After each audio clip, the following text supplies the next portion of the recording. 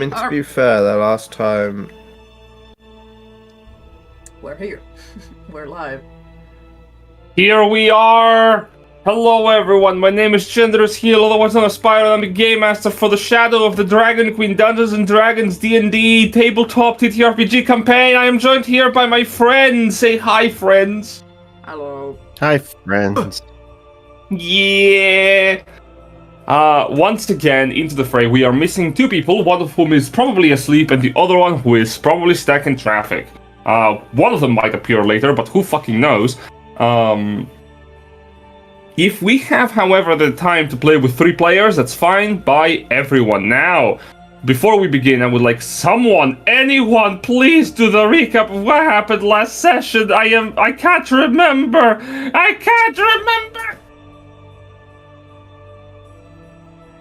There was political violence, as I recall. Yeah. Correct. We got to the city. Yeah, got into the city, did some shopping, then went to the castle and argued. Yeah, Raph got a fake eye. We had to kick Nepo Baby out from in front of the door to the chamber. Was it Higgins that dropped the command spell Yes, it on was. No, the old dude? no, that wasn't me. Don't blame that on me. Oh, was it? Oh no, it was Malafe or Nalafe? Yeah. I was gonna cast okay. Vortex Warp and just put him outside the door. That was my plan. Hey, speaking of that Raph got a fake eye, can you, Jed, give the token? Let's show the people. Get bigger. Yes, of course. Let me get that for you. Oi, governor, let me get that for you. Aye, Gavna. That's how all English people sound. It's a fact. Yeah. Hey, Yes, do I sir. really sound like that? Yeah. I am sorry to inform you that in fact you are British. Die. Jolly good, Gavna. Dear God. Have you ever considered not being British? You can't. No, why would I go and do a thing like that? You can't tell someone not to be British, Silver. I mean, I've spent a lot of time thinking about not being American the last few years. Yeah. Oh, you should change that, I mean, though. yeah, Yeah. Yeah. That's understandable. Yeah.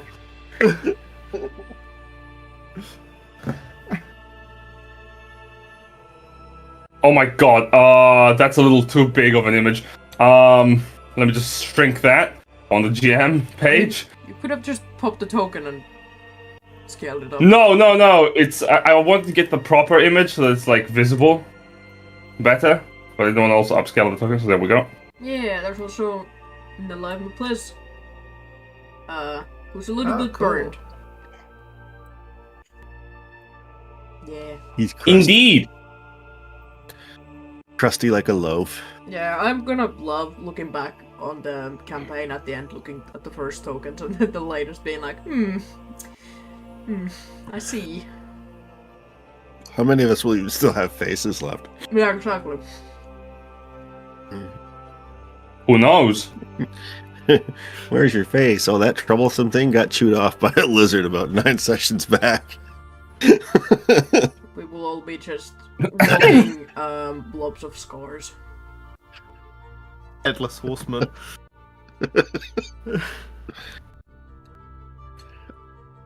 I love it when my friends talk about the endless pain their characters will suffer. Let's fucking go. Yippee! There's right. But yes, them's my sheet. the recaps of the day. If I recall correctly, also you are currently standing outside the gathering chambers. Yeah, because somebody you wanted were to talk to us. old. Yeah, that somebody was Darren. Yeah. Do you want to talk For to some reason Darren? He No. couldn't get in there, right? For some reason. Yes. So Darrett wasn't allowed in there because he's a filthy peasant. Dear I gotta God! teach you how to use the membership card, I think. Okay, so when you're working with the union, you have to show your authority, otherwise you're gonna get trampled. Yeah, here's my authority. Fireball! Stop trying to kill people. It's just a few harmless third-degree burns, Chen. What's the worst thing that could go wrong? God, understandable. So yes, as you are waiting outside with Darrett, you find a moment of peace and quiet where you can actually talk with your friends and companions about what has transpired on the council so far. And this is where we will return.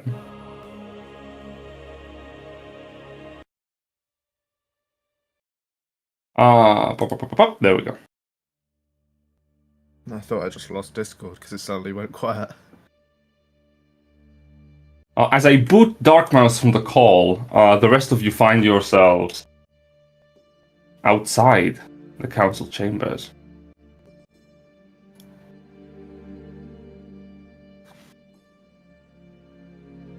Darrett is sitting down on a bench of stone, and his eyes glance up as you exit.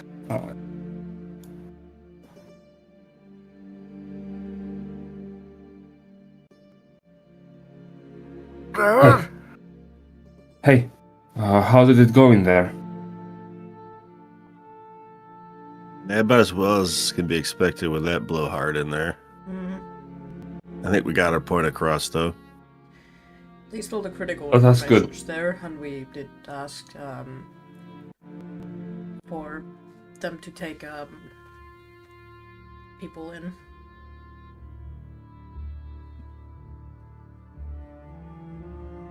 I see. And have they reached a decision? What of the mayor? She wasn't in there. I'm not sure where she is. Then probably she must be in with the people. I don't know why she wouldn't be here. Did She must be back at camp outside. Did we see her?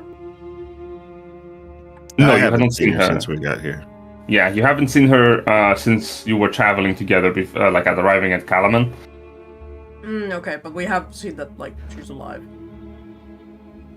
Yes. So if she's dead, that is problematic. You know, that would be bad. Darrett, leaning over. He's currently sitting in a position where he's leaning on his hands.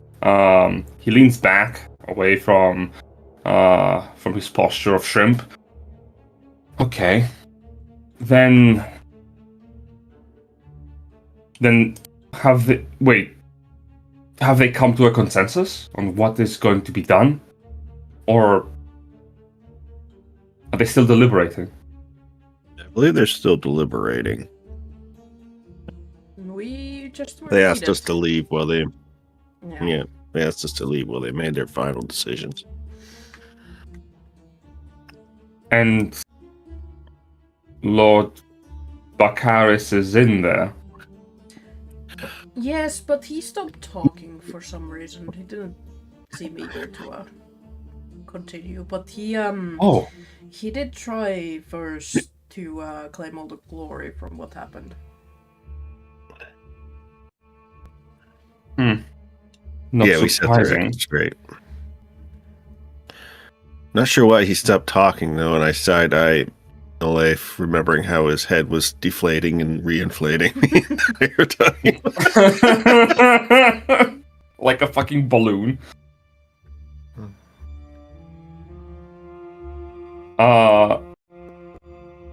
Darrett, skeptical, tilts his head a little as he nods. And all we can do is wait until they're done. Suppose. Yeah.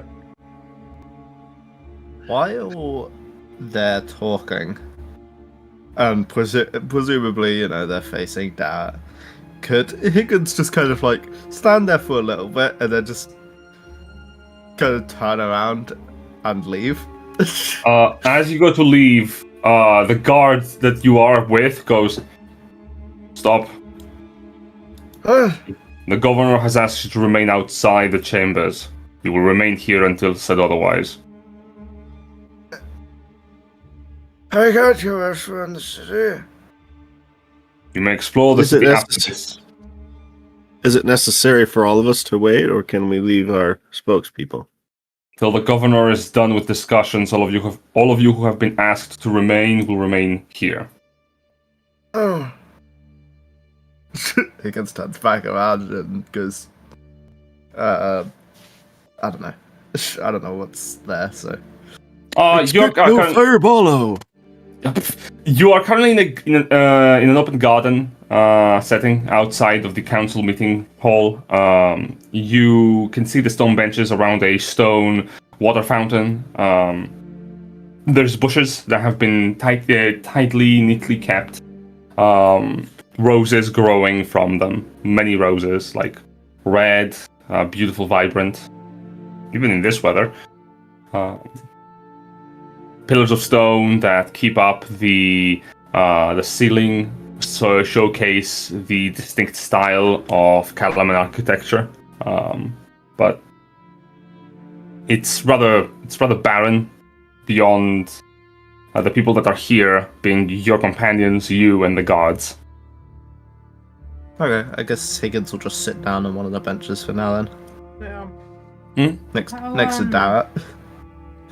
How long do these things usually last? It could be a few minutes, it could be a half hour, Yeah, it could be an hour. You have given us much to work with, so I'm sure the governor is going to take some time deliberating.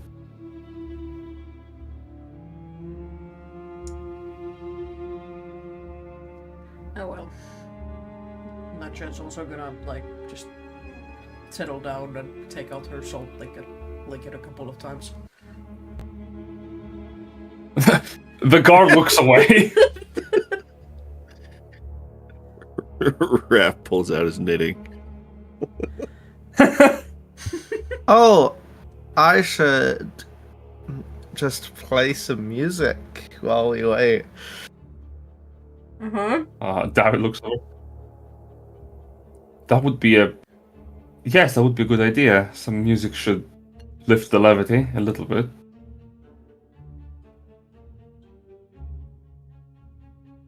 Yeah.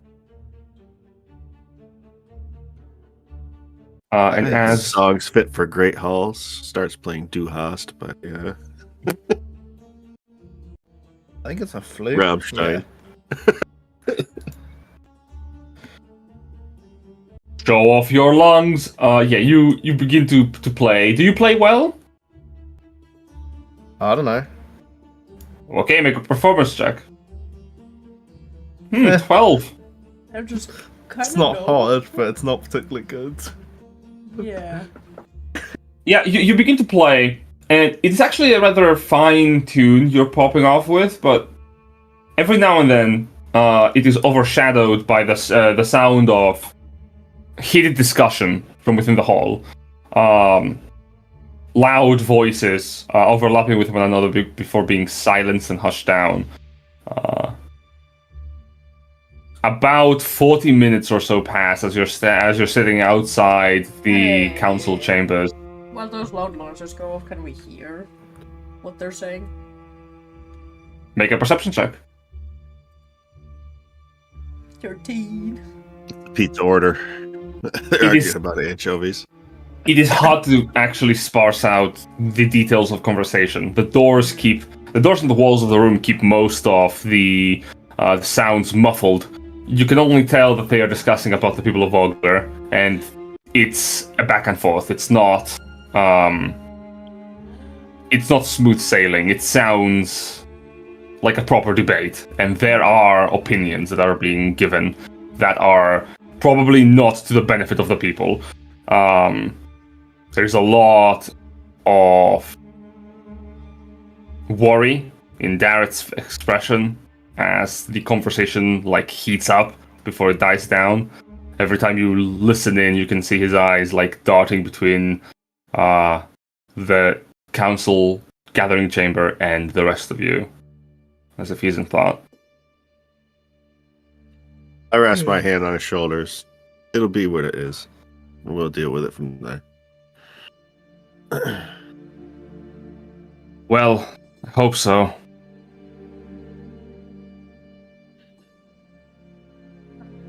And then, How the people are. the people in power? Yeah. Really? I wouldn't know. I've only known Raven, and she's... I'm not sure. Closer to the people. I wasn't hoping we would be welcomed with open arms, but this is a little too cold for my liking, but we don't have any other choice. Yeah, there's no way we're getting that town full of people to any other settlement. Not with the No. roads full of those monsters. Yeah. Yeah. Suddenly, the chamber's doors open wide, and you see the council members file out of the room. They don't give you a glance. Some of them are talking amongst each other, but they're walking with pace. Marshal Vendry, from within, beckons you from the door. Please come inside. The governor wants to talk to you. We go I inside. stand up and head in. Yeah. Inside, you see the governor, and you see Bakaris. Bakaris, who has been sitting down with his arms crossed, frowning. Try to hide my smile when I see that he's still not talking. What's the matter, Bakaris? Weirdo got your tongue?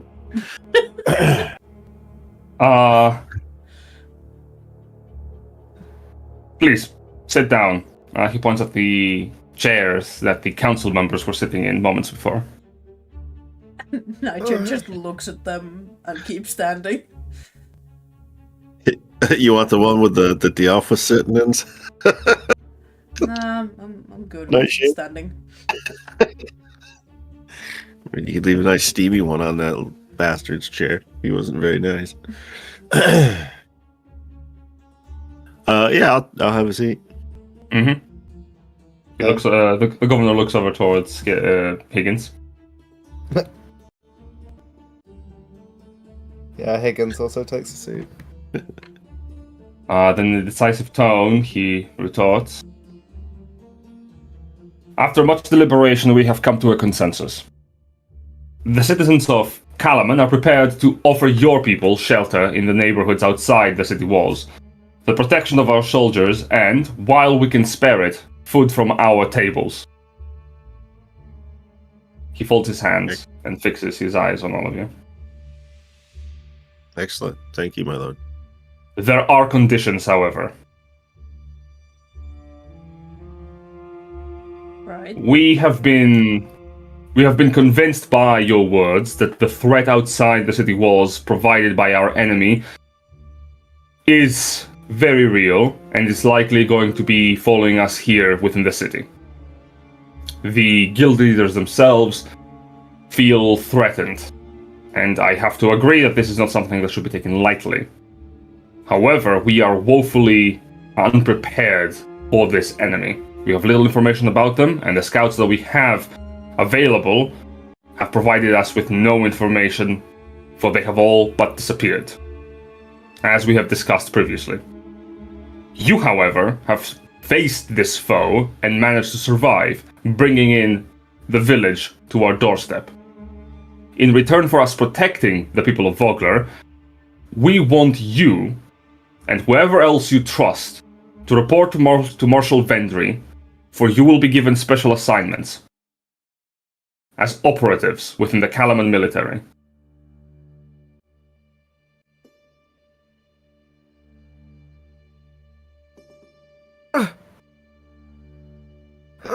I kind of look around. Look at Higgins for 2 seconds. Too long. Look at this guy. And I also look at Darren. How's Darren looking? Darren is looking skeptical. He looks over to the rest of you as well, like...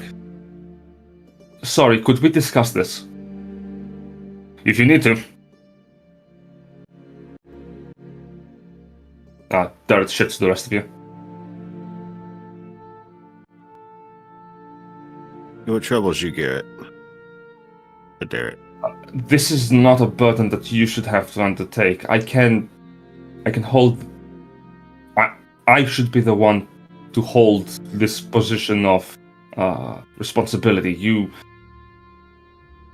I mean, Seraphin, if you wish to stay, I would be more than appreciative, but the rest of you, you're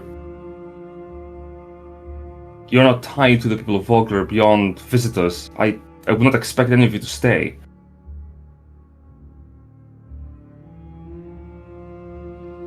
I feel like my oath to the order requires me to. I have nothing better to do.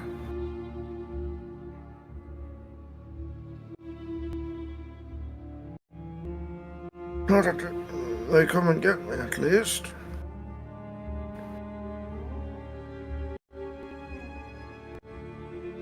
Daryl looks over at Nightshade.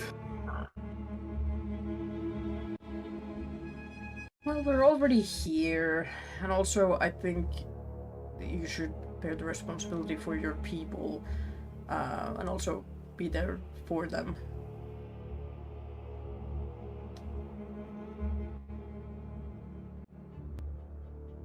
The governor nods. Marshal! Yes, my lord. Inform them. It appears that they have reached a positive consensus. I expect that you will be working together well. If you have any questions in regards to what you must do, refer to the Marshal. Not to any of the other leaders of the council. Marshal? Yes, of course. Only one of you needs to swear yourselves to serve Calaman's military. You're all welcome to do so, but we need at least one person to swear the oaths, and the oaths are to be upheld until the threat to the region is over, not for so long as your characters remain. If you swear, a moment, please. If you swear the oaths of service to the oath of Calaman authority, you will be squires. You will become esquires of Calaman, and you will be given appropriate pay as per for your new position of 5 gold pieces per week. While sworn, you and your companions will receive free stay within Castle Calaman, and you will be given a palm-sized emblem here. You see the emblem is indeed very small, with blue and gold symbolizing Calaman. The symbol of the city is etched onto one side of the emblem. With this symbol, it recognizes your special rank, which is akin to a lieutenancy. This will allow you to move throughout the city with authority.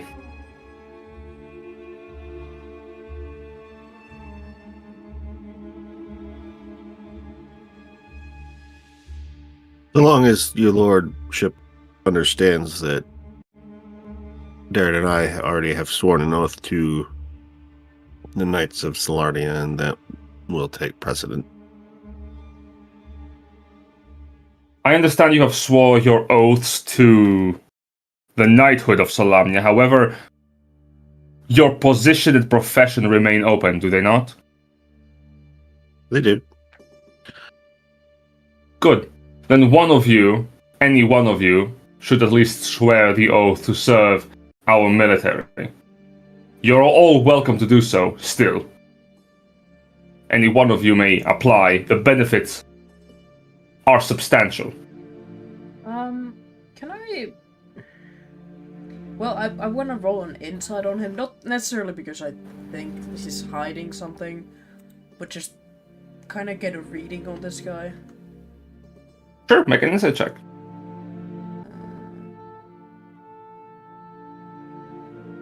There it is. 22. Really good. Really good. Well, the governor is a man of authority. He holds himself together as such. His expensive clothing is not for show, neither is his armament. Neither are the armaments that he is showcasing today. He looks like a person who, and the way that he talks, is someone who is expecting people to follow his authority and who does not take disobedience lightly.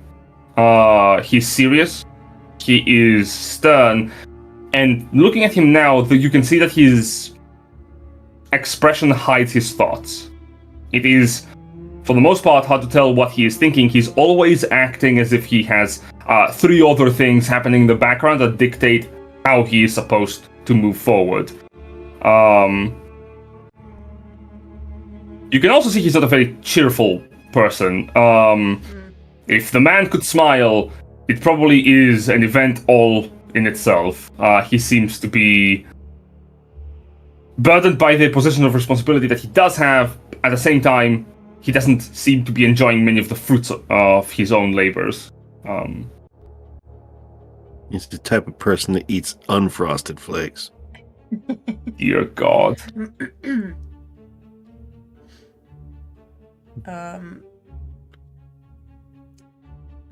Nigel kind of turns to her companions and just kind of with a low voice, not necessarily trying to hide what she's saying, but just a bit more quiet.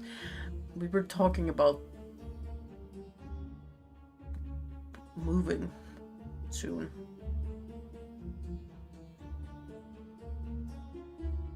Probably not safe to move until this threat's been dealt with. No, but they're coming from the east, and we were talking about going, well, for most of us back towards west.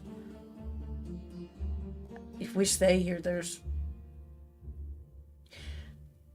Well, the Draconians are most likely to appear. Whether we stay here or not.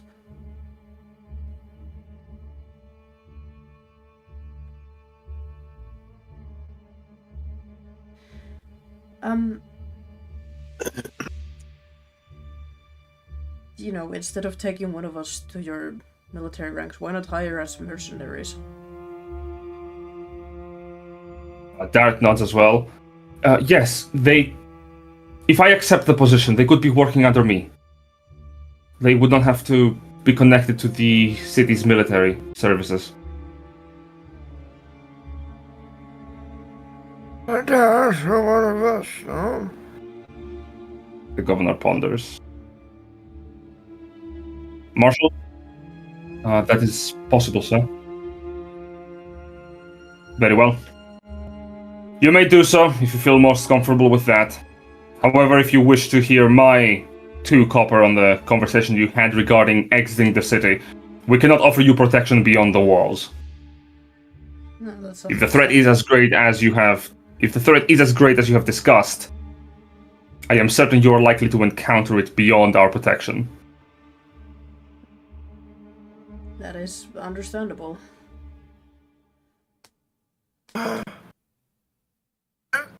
It might be so bad. Yeah. Whatever you said, Higgins. My friend meant to say was food every day. That's not what I said. Then what did you say? I said it might be worth having an evacuation procedure in place for in case they get past the walls. In case the enemy does arrive before the city, the harbor can provide refuge for anyone who wishes to retreat. Yes, but However, you should have those in place, ready to be enacted at any moment. your concern is valid. We have our own procedures in terms of besiegement. And trust me when I do say, a suicidal strike against our city by charging at the walls would be fatal for any fool attempting to strike us. Oh, there is Steph. Hello, Steph. Oh, hi. Sorry about that. Yeah. Hi. The enemy has so- proven that they will use subterfuge to weaken their opponents first. That's something that should be considered quickly in your to note, strategies. we're talking to some important people. Bakars can't still speak. They asked if one of us or all of us would like to join their army, in which we kind of said, not really. Okay. Darren, Good. Yep. yeah, Darren has agreed that he would go, and we would kind of be like mercenaries working for him. And I mentioned that, hey, we were kind of talking about getting the fuck out of here. What happened that? Yeah. Yeah, so Okay, the cool. reason why he's asked you to join the military specifically is that is his condition for taking care of the people of Vogler. Yeah. Essentially. And they're not even allowed to really settle within the city, as in there is not space for them. They can settle outside the walls and be under the protection of the soldiers and provided food from the tables of the people of Kalaman, but beyond that, they are on their own, especially if you do not accept to work for the interests of the military. Considering your characters have survived encountering the dragon armies, the governor believes you are some of the best people to fight against this threat. And the governor resumes, Beyond our own contingency plans in case of assault or besiegement, if this enemy is as real as you claim, and they do bear the mythical power of dragons, we must be proactive. Awaiting the arrival of such dangerous creatures will spell doom for everyone. No matter how well you may run, you will not be able to escape a dragon's presence, believe me, if the tales are as true as you claim. I'm not expecting it, but Could not understand. Now. that word. He moves on. Now, if that is the case, boy, you.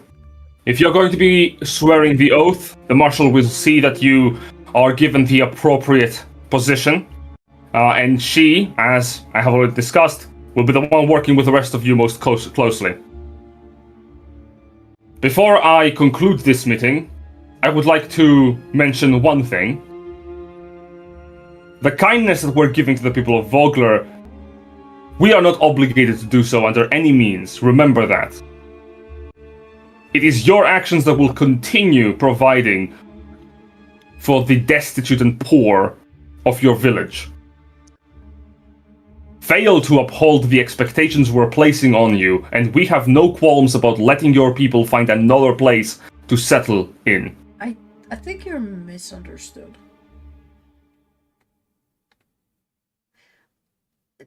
Darren is the only one who is from Vogler. The rest of us just happen to be there. I believe you have misunderstood. I was talking to Darret, as you have said. If you're going to be acting the role of mercenary, then by all means you have no reason to discuss anything with me. But I do have to give you a warning, madam. If I catch any one of you using magic to influence any member of leadership within my castle, again, I will have you put into the stockades or exiled from the city. Am I understood? don't blame me for it. It wasn't me. It doesn't. I do not care who it was. If it happens again, you will all be booted Understood. from the protection of our walls. He looks at the rest of you. Understood?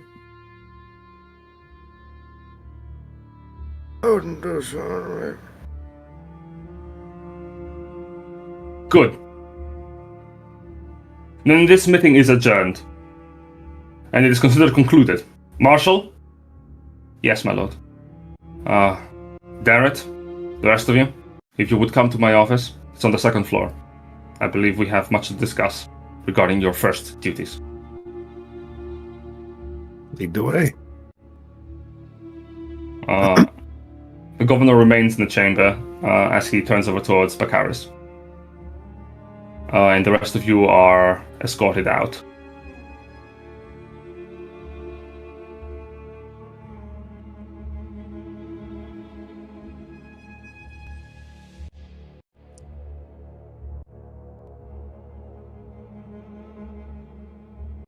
Following the marshal, you will be escorted to the second floor of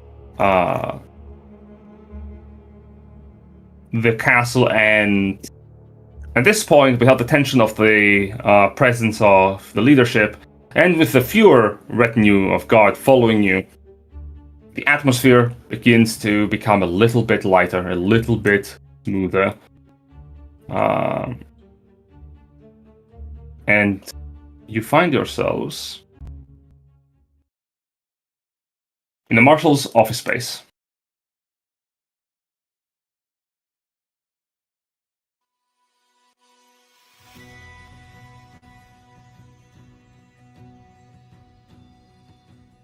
Soldiers, wait outside if you would.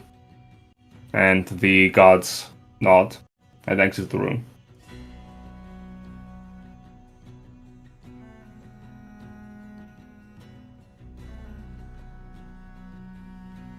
I will not keep you long, for I believe you are probably busy. You have much to discuss amongst your own. So, allow me to be brief. She moves over towards her desk that is heaped with documents and shelves filled with rolled scrolls. There's a board on which is pinned a map of the surrounding province of Nightland. She stands close to it, grabbing some pieces of parchment. I would like for you to come by tomorrow morning, first thing on daylight. We will discuss what we know and what you will be expected of doing. For your services, you will be rewarded coin, obviously. We will be supplying your handler. Darrett is the name? Yes, madam. Very well. For the record, I do not believe you are just mindless followers. I would like for you to voice your opinions, whatever they may be.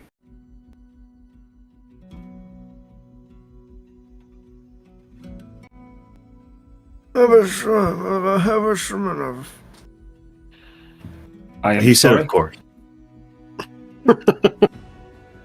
I see. So one of us is going to have to learn how to be a Higgins whisperer. Higgins just like looks at you, just kind of shrugs and shakes his head. Every day that passes, I see Higgins more as a Muppet. Just, I can't help it. He's just, I just imagine him like quickly turning, like, I don't know what I said. We definitely need the Henson Workshop to do the movie adaptation of this campaign.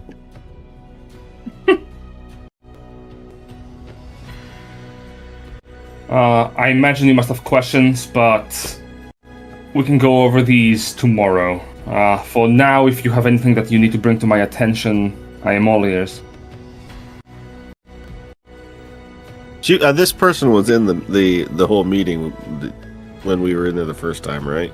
Yes. Okay. I think you've heard pretty much everything we've encountered up until this point. Do you have any questions? I guess would be my question.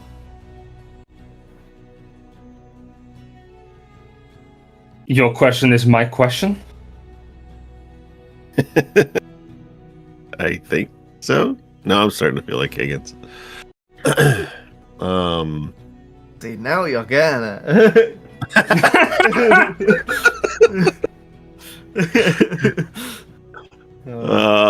Yeah.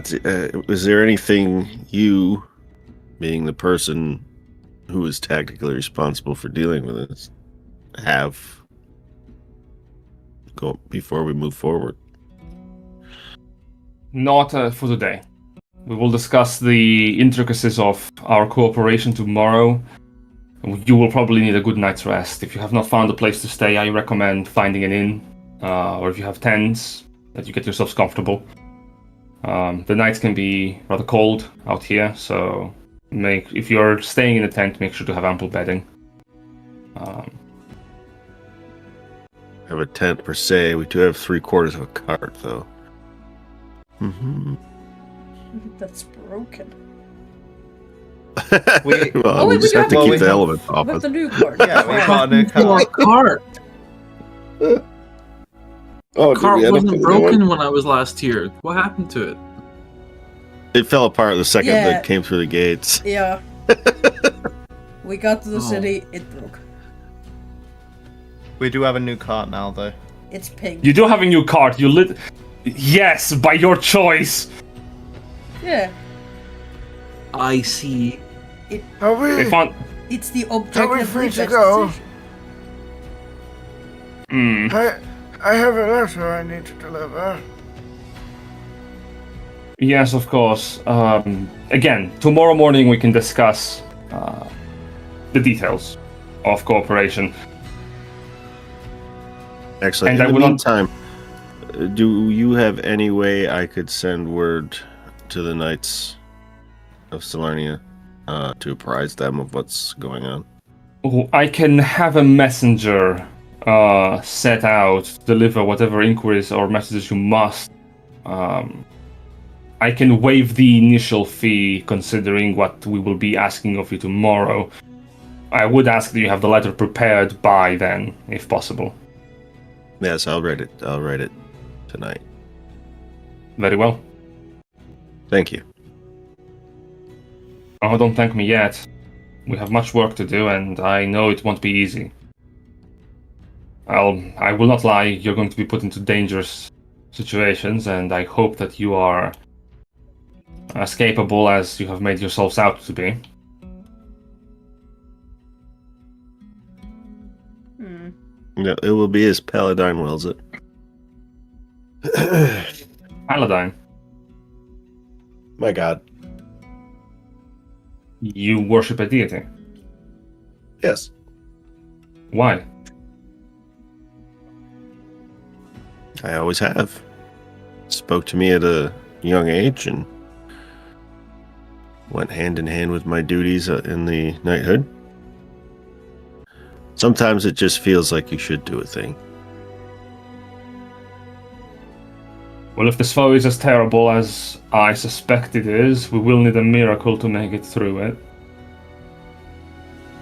Yes, I would suggest adjusting your strategies toward subterfuge. They used bribery and trickery to sap the defenses of Volgler first. If we hadn't stumbled on their camp, we would have been completely unprepared.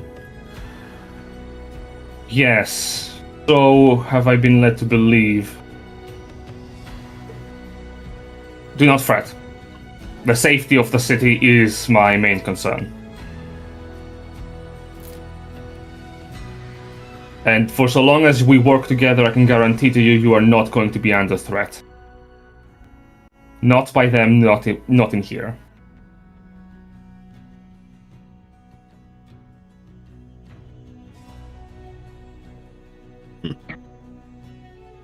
Thank you.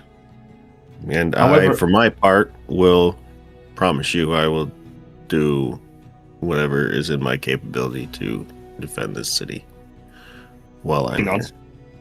She takes out some parchment, puts it aside. If that will be all, however, you are dismissed. I am awaiting your return at first light tomorrow. Okay. Higgins gonna stop walking off and trying to Yeah, get makes to my sense. hands apothecary again. Yeah, he's like, very well! Direction set. He starts walking. He pulls out his mobile. Let's see here. Why He's had that- hands apothecary? He had that exclamation mark on his mini map for too long. It's starting to drive him crazy. Yeah. The side The new quest. hand touches the beacon. Oh god. Ah, But yes, you're all able to exit both the office and the castle if you so wish. And you find yourselves amidst the evening hours, standing before the streets of Calaman. Darrett, for his part. Oh, I was gonna say, if you're going outside, you see Danik, because I'm assuming I've just not been here the whole time. I'm assuming you You've were. just been Yeah, uncharacteristically were. silent, I think. I would have assumed he was just away. Just All right, doing something else. Then you watch as outside Danik has been like waiting Danik. for about like 2 hours. 2 hours now. Yeah. You took your time in there. Where did you go? We took What- their time in there. True. They were taking a while. I just got my feet under me for, Carmen, and saw a couple of things and air boots and all that, and it looked like it was gonna be dead stuffy in there, so I just thought I'd catch up with you afterwards. So, what's new? Well, Darrett here is swearing himself into the service of the Calaman military. We're working as mercenaries underneath him for the time being. He's holding Higgins by the collar as he's like walking away. Higgins is just walking and dragging down behind him. No, Danik will start walking the same direction that Higgins is walking. Right. Right, so when you see we, Higgins do you mean is like strong. yourself and Higgins, I guess, because, and then I don't know, just the two of you are working under him, or? I am going to help them because they're helping the citizens of Vogler is contingent on us helping them. The us in question probably doesn't include you because you weren't there. I do believe any of us except for Darrett is free to leave at any time. Alright, cool. So, who's coming with me to not be a mercenary? As much as I would love to join you, we will most likely encounter Draconians.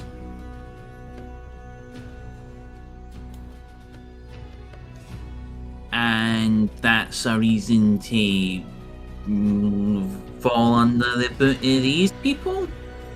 No, we wouldn't be falling under them. Oh no, we're getting paid. Yeah, we... Did you, I- I want, not that I don't trust you, Raph, but did you actually confirm how much we are getting paid? At least one of us is getting 5 gold a week. That's Darrett. Darrett smiles. Yes, Kinda- the benefits of employment. Yeah, I kind of pat Darrett's back. Now he's gonna be under their boot.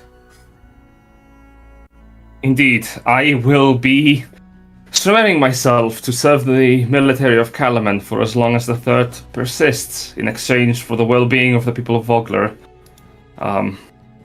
As for... I believe the marshal said something about being paid extra to pay you all, but the details of that have been sparse. Okay. I still also don't really want to listen to their orders through you, Darren, if that makes sense. You know what I'm saying? Like, they're still gonna tell us, me, to go do stuff that I'm not really sure I'm suited to doing, because I'm not a mercenary. Oh, I completely understand. That's Well, what the I only said difference in the, between you now and you as a mercenary is you're getting paid to fight for your life.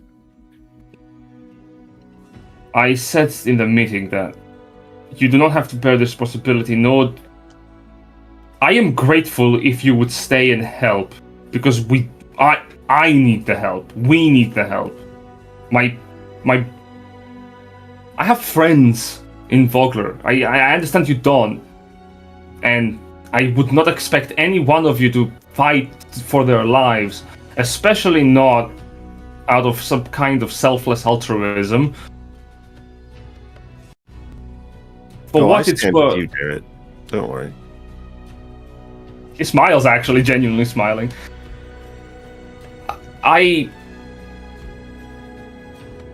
The only thing I know for certain is that if you want to run away, it's going to be dangerous out there. Are you sure you can? How are you going to avoid these monsters? They seem to be everywhere almost. If they've been to the north and and they're coming from the east, it's only a matter of time before the south is also claimed. We encountered them west of here, so Yes, we have to assume we're already surrounded. We haven't been west, have we? We came from. Oh no, We came from the west. We came from Yeah, the west. Vogler Yeah. is Yeah, westward Vogler along is- the river. Yeah. For some reason, I thought we came from. I thought this way was east, but that is definitely west. Sorry. I mean, we're assuming this world has the same compass points that we do. We are, because What? the alternative is madness. What is true magnetic north? South. That's 35 degrees off of true east. it. You got aneurysm. You killed him. Anyway, Danik is listening to all of that with like a look of concern on his face, but you can tell that like he's not quite convinced yet. So it's like, all right, listen, just they said to meet in the morning. Aye, he's a wee bit to think about all of that. We're going to see Wyhan, aren't we? Anyway, right, we'll figure it out after. If you have, yes, of course. I'm certain you have your own things you must do. I must return to the camp and find the mayor, and talk to her because. Yes, I want to go with you while you do that. Are you sure you don't want to be with your friends? I want I'm- to see that I'm sorry. the It's people something. are. Yeah. So we've known each Well, I I've don't shed mean- blood for with these people. less than a week. I have shed blood with them, though, so there is a level of trust and companionship there. But I do want to make sure the people are looked after. I also think we should offer as many of them the opportunity to try to find some other safe harbor if living outside the walls doesn't strike them as safe. Yes, I agree completely. I think that's it then. Very well. Please, lead the way.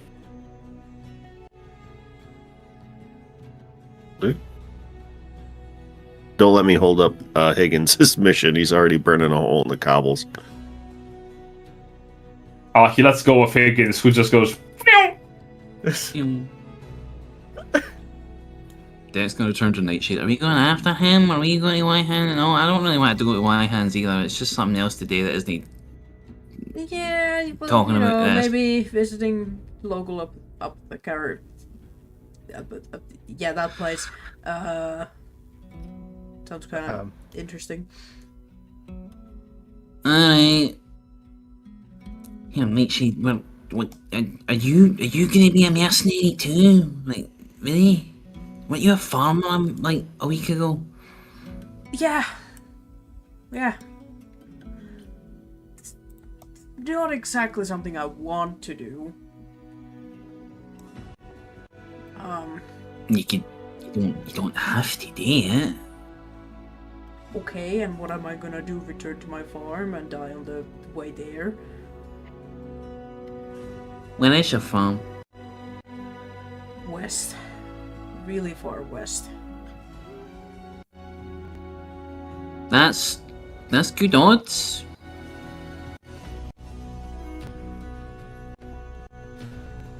Danik's going to shrug, like you know, shrug and then like look at you and like shrug and then look at you and look at you and shrug. Holy shit. Do you want to come live in a farm? I can't say I've ever lived in a farm before, but it does sound nicer than this place. Well, anyways, I did leave for a reason, and I would like to complete that reason, and if this is gonna help me get closer to it, I would rather do this than come back. Danik takes a moment. Alright, I get it. And shuts up. Alright. You see Higgins is like staring at a building over here. Higgins, what you see before you is an apothecary. Foggy windows obscure a selection of charms and occult trappings for sale within.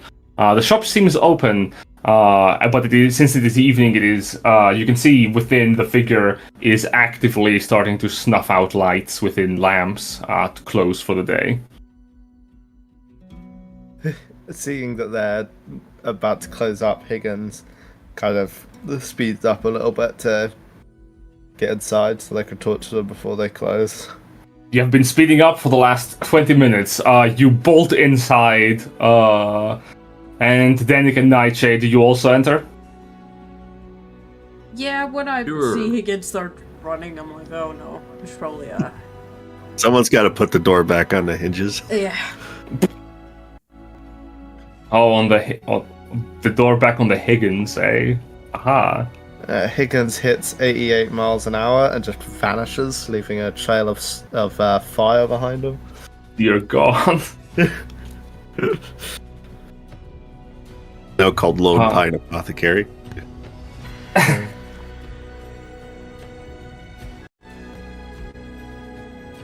Yeah, if we're inside, I'm assuming the person's looked up at us. Of course. Wakan's apothecary, to give you some information as you're entering, it smells of licorice and pepper. It's a modest shop. It has like a few meager tables, displaying like good luck charms, odd animal bones. There's vials like advertising various remedies. Here's something to quell the pain upon your brow, for example, for headache medication. And Head also on. like Apply directly to the forehead. Want more hair? Use this lotion. At the rear of the shop, you can see this human woman with raven hair and a dark dress with feathered wing-like sleeves that stands behind a counter heaped with open books.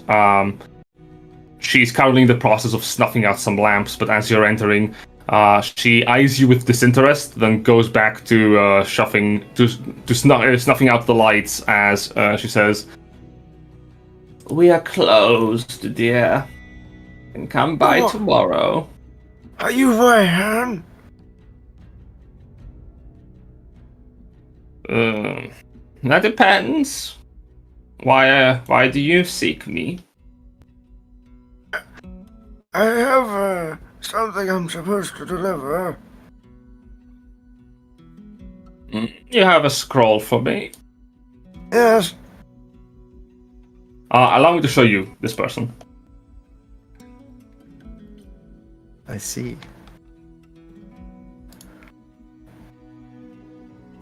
And what of your friends? Huh? Higgins turns around. Didn't even realize they were following him. Yeah. Oh. I didn't realize they followed me.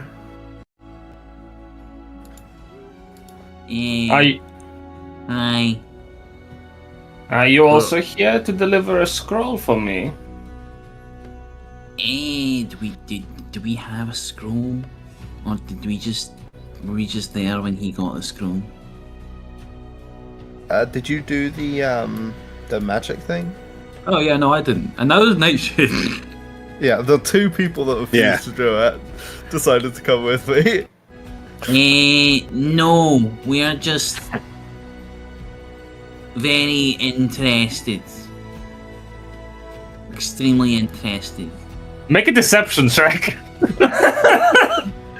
Excellent. I'll put your name down on the list. Deception check. Let's go. That's a 16. She eyes you with suspicion. If you were, Derek's not like trying to be very like specific. He's just like, yes, definitely, for real, for real. If you were interested, then you would have a scroll for me. Yeah, the lady who was giving out scrolls was a bit of a prick about it, and so she didn't really do a good job convincing us that we should take one. Higgins just like turn around and just like put his hand on Derek's mouth to get him to shut up. Derek is She- too small. It's his entire face, like flap. She like looks. Her expression doesn't change. She's listening. Well, if that is the case, then you have been wronged, haven't you? Certainly have. Well, considering I do have a scroll, I suppose it does not hurt. Come inside. Don't stay in the cold. Yeah. Derek's gonna shrug and look at Nightshade. Nightshade looks at you shrugging as she goes, I am Nightshade. Oh yeah, not here yet. Yeah, Higgins is gonna proceed inside if he wasn't already inside. He's gonna be fishing around in his bag to try and find where the skull is. You are now inside the building. Congratulations, I am so happy for you. Quest complete. Enter building. Indeed! The hardest quest. So, she opens the scroll that you have delivered. You have not opened the scroll; it was still closed. Correct. And as she opens it, she nods. I think I did cast like detect magic on it or an identify and whatnot, just to figure out if it was anything. You don't sense magic, and still, as she opens the scroll, you still don't sense it. She looks at it and looks over at you. What alignment would you say Higgins is? Chaotic neutral.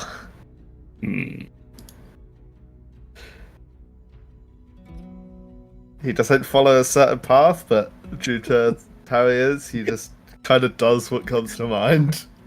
He's chaotic mumble. Interesting. Yeah. I don't know what it is on my sheet. I think it is chaotic neutral. You are an unpredictable individual, aren't you? Free-spirited and still reliable. Reliable to follow an order when given, at the very least. I will also post her token here. There we go. So that she's also on the map. Yes. Yes, I see it. Very good. Now, let's have a moment to talk. This is more important for you than it is for your friends, but they're welcome to listen.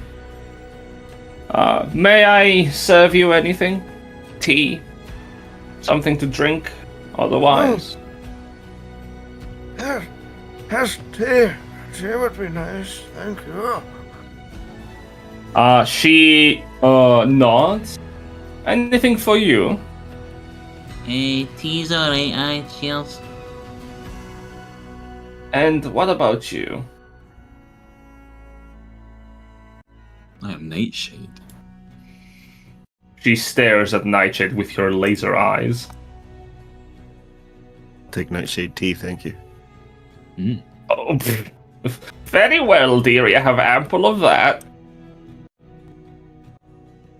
I cannot hear Silver. Silver's making phone calls. Oh, for fuck's sake.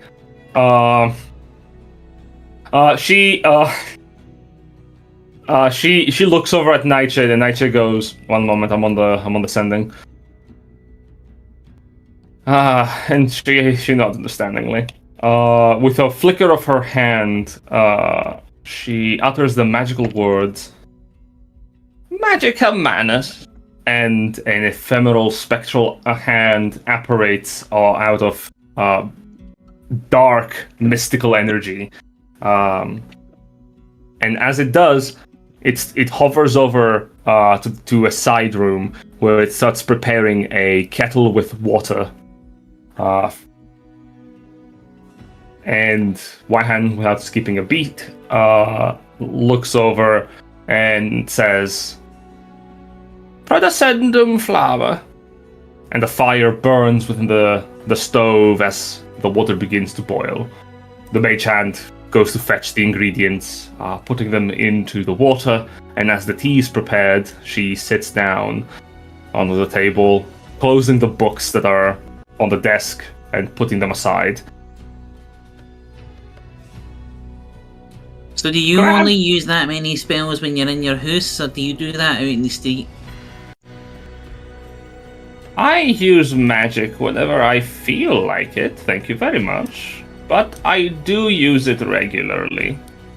It's on my day-to-day even. Okay. I do try not to do it in front of most people. They tend to get weird about it. Yeah, people do get weird about it. Now, I take it under assumption that you are also interested in joining the Mages of High Sorcery, or at least to some extent understanding what we are about. I assume that my colleague probably did not inform you of anything. Not much. No, she just kind of showed up and was like, "Here, I'm gonna test you, and you're gonna have to pass or fail." And aye, that's what happened. She smiles. Now, who could that be? On this province? Rovina, probably. What were you even with us, Danik? I don't remember if you came to the test. I know that I didn't come to the test with Yeah, you. no. I did get offered to take the test. Yeah, Oh, you were. yeah. He was. Oh. Yeah, with everyone else, Denik was offered to join the test. Denik is very clever right here by saying exactly enough to showcase, like, "Oh yeah, I did do the test, sort of. I know things about the procedure. Let me show you." And Wahan smiles. Now, there are some questions I have to ask you out of curiosity and skepticism. First of all, what is your name? Looking over towards the Hobgoblin.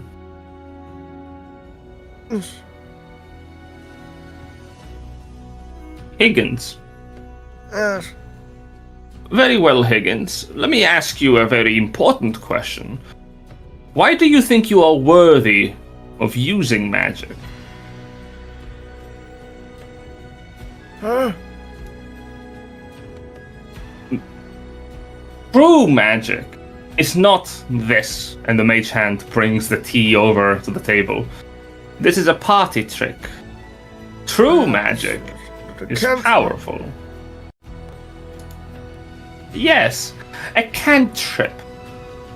Or as Yes. or as we call them, fundamentals. True magic is the power to weave the reflection of the moon into reality as you want it to be. The marvelous abilities of magic are beyond conjuring a ball of energy and tossing it at someone. It is a responsibility.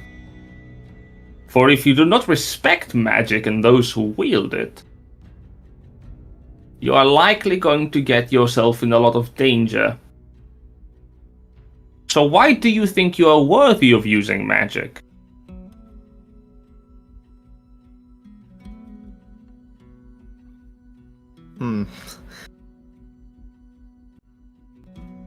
I gotta think as a person now. Hang on. What would Higgins say? Guys, Higgins' eyes are pointing in the same direction. I don't like that.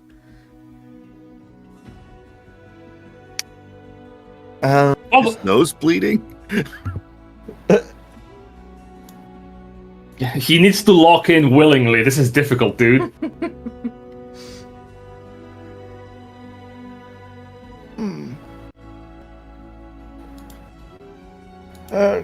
Let me think for a second. I am going to...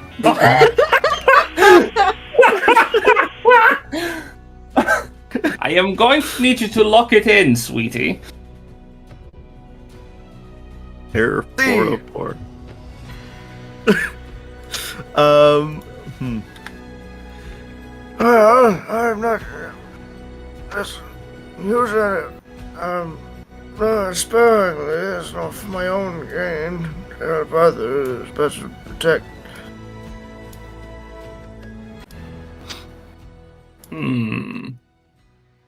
Not the answer to this question, but it does answer another that I had. Particularly...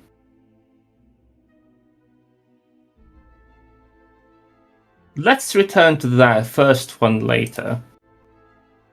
It would be helpful so I can have some time to think about it. Of course. Do you serve your magic, or does your magic serve you?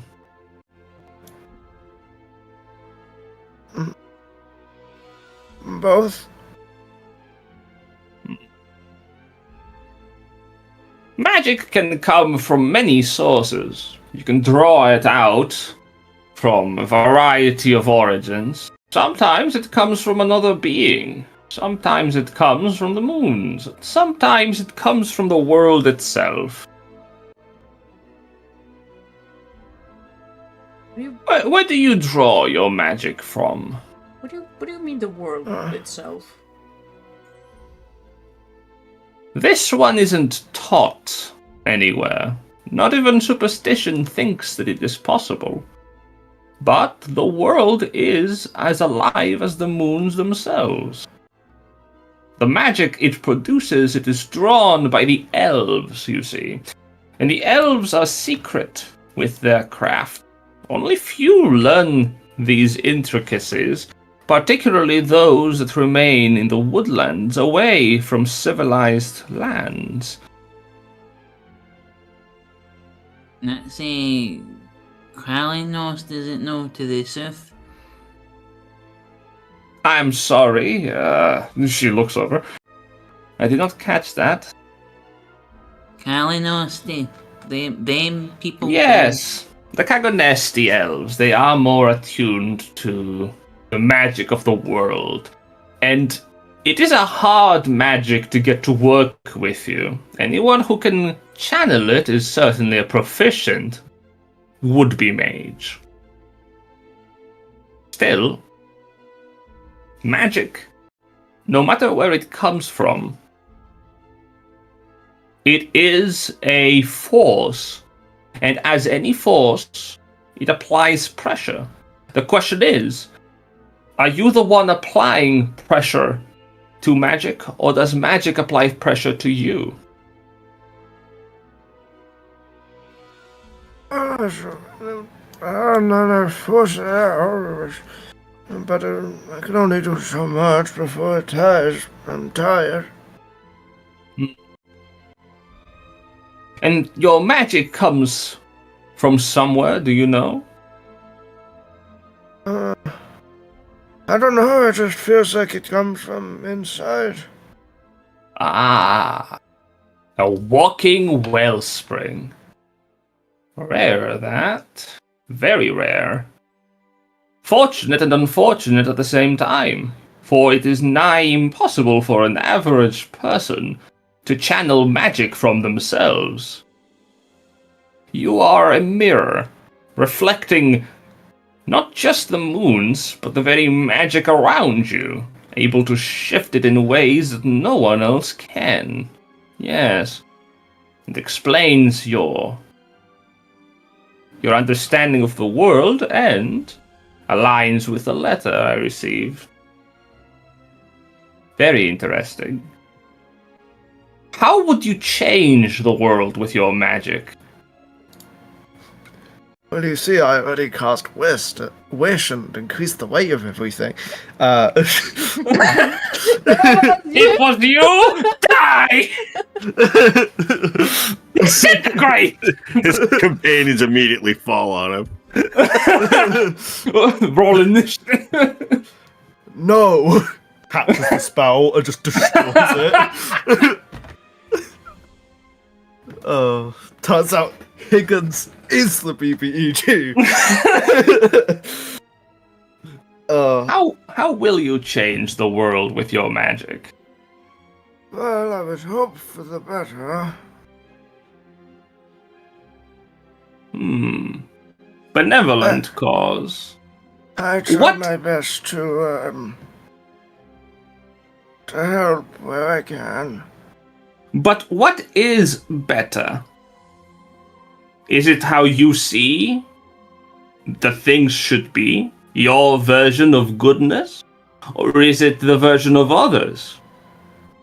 Are you doing what you do with your magic to shape the world into a kinder, nicer place? Even if it means imposing that goodness onto others that don't want it? Or do you try to use your magic to create a world that you and others around you find better? I just don't want people fighting. Ah. An aversion of conflict, yes. That is also noble. But conflict must happen nonetheless. I mean, learning things is always fun. Inquisitive. Then tell me, if you were to lose your magic, what would you do? But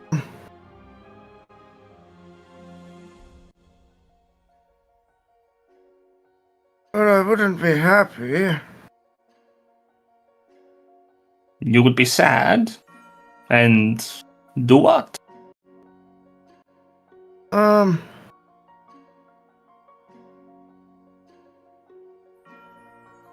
Probably rejoin with my party, with my friends at the circus. That's the only life I've really known. But would they accept you without your magic? What would you do with your friends at the circus? Can you perform? Yeah, play flute. And you would be satisfied to live a life of a talented musician, but unable to tap into the wonders of magic? Well, it would be curious as to what I would have lost, what I could have gained from it, but I mean, if I've Consider. lost it, then there's no way to get it back, then.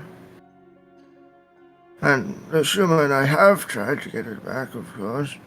Ah, you see, that there is the truth. You would try to get it back. You wouldn't be satisfied to let it be. I wouldn't want. What I would lose. Would I still be me? In this hypothetical, yes. You. What am Nice. I? An interesting individual. A little hazy on the noggin, but nothing a good tea cannot fix. I see. You're certainly interesting, yes. So tell me, Why do you think you are worthy of using magic?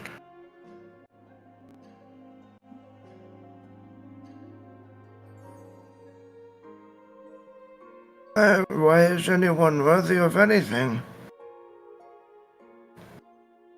Ambition. Sometimes it's the burden of responsibility. Sometimes it's a cause. Something that drives you. Then again, questioning that in its own an answer. Curiosity, you see. I think that is your strongest tool. And it will guide you far. Yes. Even if you don't have all the answers, that's fine. Magic is not a puzzle to be solved. It is a way of life. And how you use magic dictates what kind of person you are.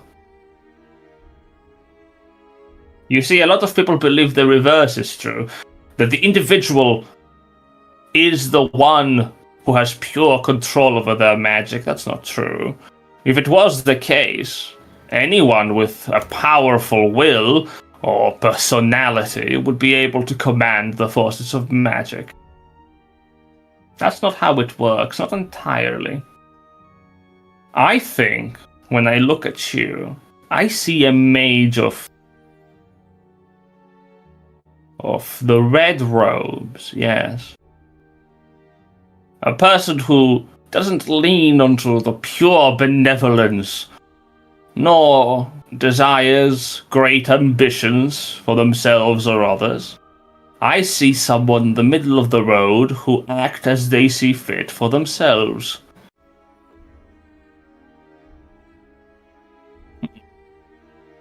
Of course, what I think is inconsequential. Though I do agree that you should meet more mages of high sorcery, and I will petition for you to become included to our organization. You have a future with us, if you wish to pursue your curiosity. I promise to contact you when I hear more from my leadership atop the Tower of High Sorcery in Wayreth. Okay. As for if you wish to go there yourself, I can also provide assistance. If you wish to undertake the test of high sorcery, which I must inform you, you should only do when you are certain you are ready. Remember this if you remember anything else from today. The test of high sorcery is the last test any would-be mage takes. Either they become mages of high sorcery, or they die. So be sure that you're prepared. Very well. I think we are planning on helping defend the city a little bit. Looks towards Nightshade and Derek. That was certainly Raph's plan, yes. Otherwise, I mean, if that's not what we're doing, then I can certainly make my way there. A kindly decision. Though I'm not sure why anyone would put their own lives for the sake of others. But then again, I am certain you have your reasons. Defending those that can't defend themselves.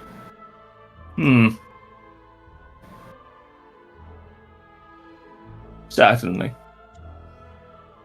But And for innocent lives to be lost when you could have done something to help. She nods. Yes. Isn't that interesting? Wishing to do good. Perhaps you are too guarded with me to give proper answers, and in that case, you could be. Excuse me, I am droning. If you have any other questions, I would be glad to answer them. But before you go, I need to give you this. She hands you a red-colored bound tome. And what should I... Is it for me, or do you want me to deliver it to someone? It is for you. And it holds a... Consider it a reward, if you would. Curiosity should be rewarded. In either case. If not with information, perhaps it should guide you to a better understanding of magic.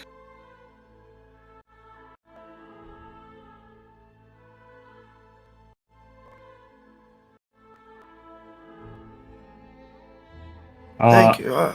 So I should wait for you to contact me, yes? Waiting for answers is the way of the plebeian. If you wish to find them, search for them. But if you feel ready to undertake the test of high sorcery and you're still in Calaman, seek me out. And I will provide to you the means of, well, being tested. If you don't find it yourself, that is. Yes, sounds good. I think once we are done with what we were doing, I shall return. Of course. She turns over towards Dennick and Nightshade.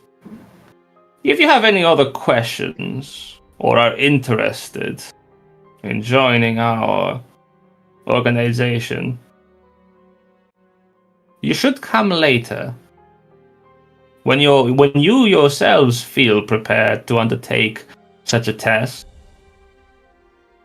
But if you have questions regarding our society, then by all means, I'm here to answer them. What makes you a black mage? Ambition.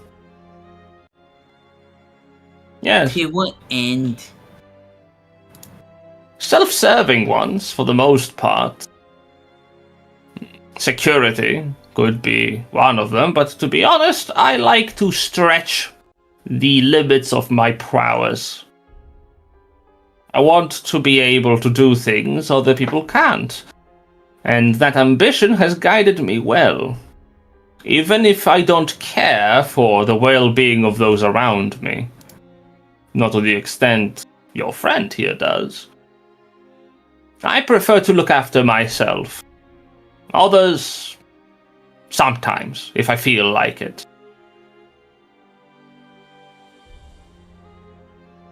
Fair enough. I am also honest. Some of our black-robed order are a little more on the dishonest side, and I cannot blame them. This world is difficult to get along with other people.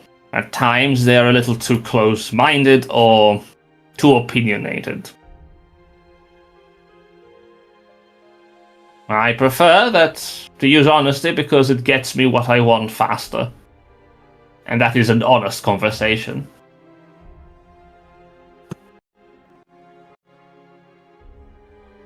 I think you're right. You're at least much nicer than the other mage we ran into. What? Did you expect me to be cruel? I'm not sure what I expected. Did you expect me to tell you that you have no place in this world if you were not curious? Or, worse yet, you do not belong to our society? Please. I leave that rhetoric for the red mages. They are too willing to snuff out wondrous light. They would have snuffed me out too if I did not take my test. Everyone has the potential to be great. Whether or not they deserve it, that is a question I leave for my colleagues.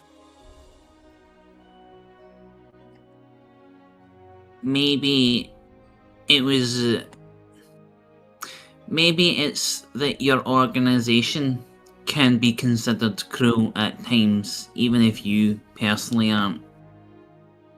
Oh, yes. I have been told that, and I have pondered it myself when I was younger. If what we do is right, I found the answer to be rather dour. The truth of the matter is, not everyone should have magic. There is a lot of people who would use it for ends that are cataclysmic. And it has been done so in the past, in minor conflicts and major ones. The cataclysm itself that destroyed our way of life and took away the gods from the ears and mouths of their faithful falls to the acts of one person. Or a few, depending on who you ask. One person or a few who were very, very powerful without any oversight.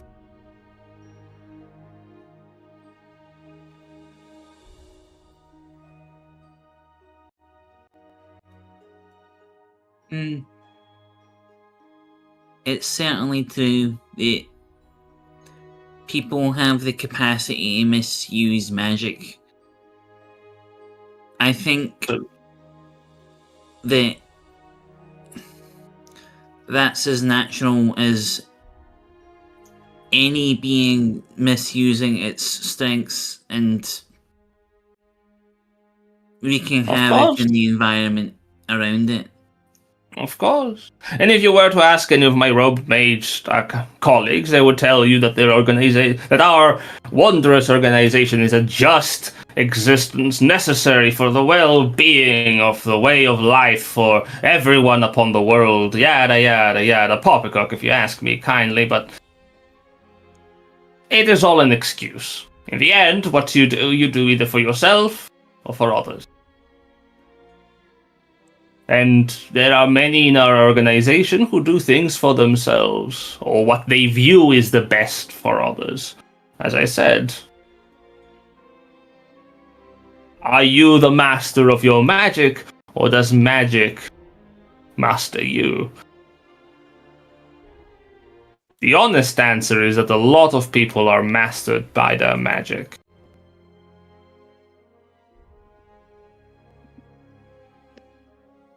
Even if they don't know it.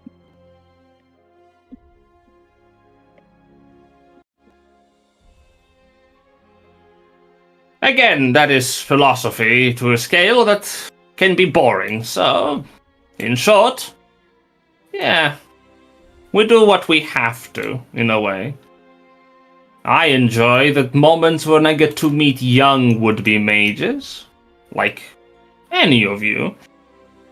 Because your eyes are not mired by the years of conflict and problems that a lot of our elders are. You have new perspectives, and that's always good. If you're strong enough, they might even be heeded.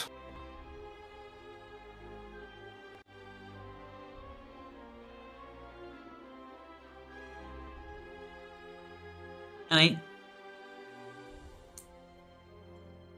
I appreciate your perspective. I appreciate inquiries. Do you have any more of them? What is, hypothetically, what would you say is the fastest way to get west of here in the next 24 hours? The powers of teleportation would be the fastest, if we're being strictly honest, yes. Are those within your purview? Of course they are. Derek shrugs, looks at Wyatt. No, not that will happen.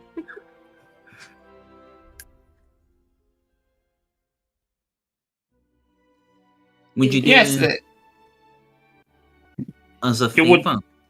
you would ask me to do you a favor, and robbed you of the chance to do so yourself. Wait, I don't understand. What? You would want for me to teleport you across the world and rob you of the chance to learn to do so yourself. Yeah, I don't think teleport is on the druid spell list, my guy. Just smiling.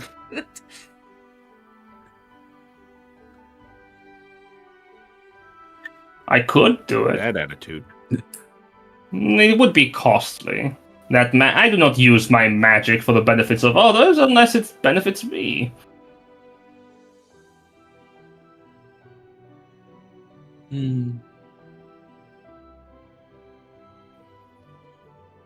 That's true. If you can think of a benefit to allowing me to get the fuck out of here, then that'd be nice. But I thought I'd try my chance if you felt like it on a whim. Well, if you're feeling prepared to take the test of high sorcery, I can Nope. take you out of here. I figured. Well, you have a pair of working legs. I'm sure you can find your way anywhere in the world if you so put your mind to it.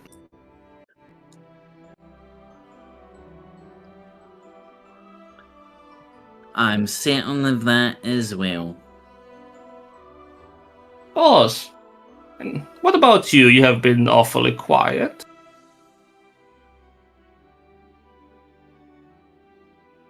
Who are you talking to? You. Uh, No, she points to you, Nightshade. Well,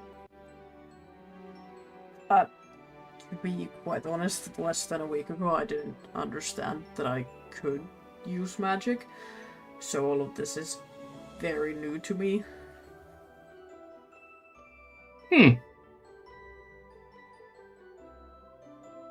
Yes, sometimes you can be a bit of a... People can be a bit of late bloomers to the wonders of magic. I am certain that you either have questions or you don't. You are content with how things are, I take it?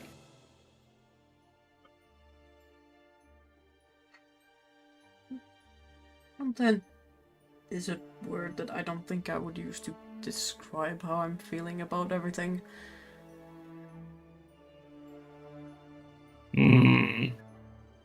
Uncertain wouldn't be either. You would be apprehensive, wouldn't you? If you had the chance to wield your magic without being part of the Pymeja Society, if it didn't exist, would you rather take that?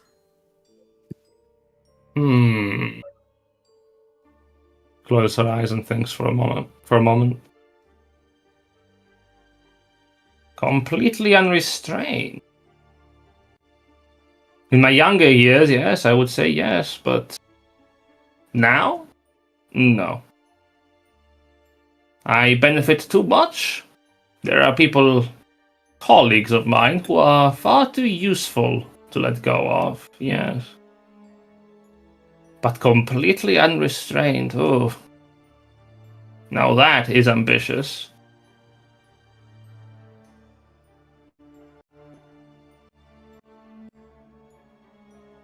I have a question. Yes. All the spells just kind of pop into my head and I come up with them. Is What? that normal? You have thoughts come up to your head. Yes, like I'm making new spells. That is not abnormal. No, that is normal for someone like you. These are not thoughts that come up to your head of magical appliance. What that is, how to say?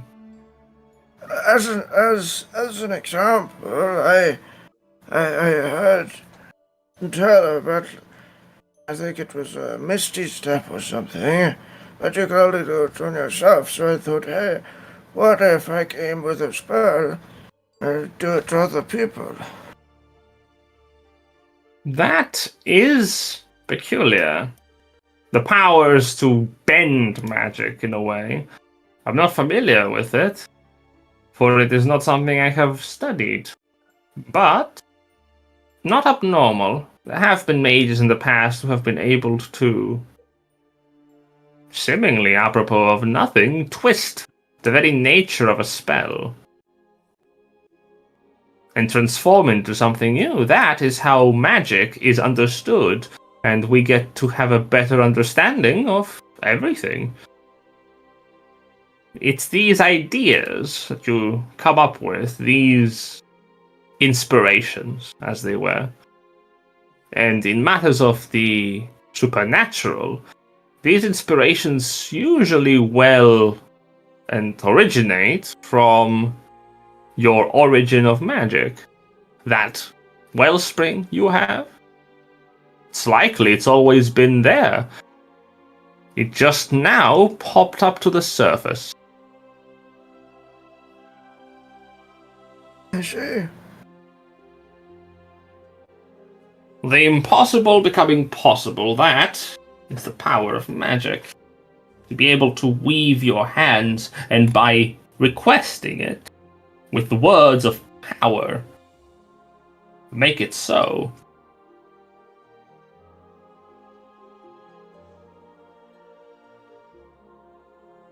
In rare cases, you don't even need the words of power, though that is very rare.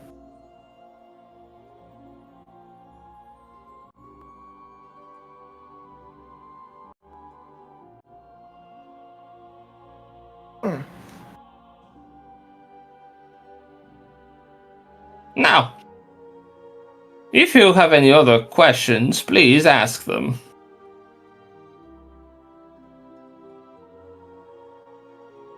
I think we're good. Wonderful.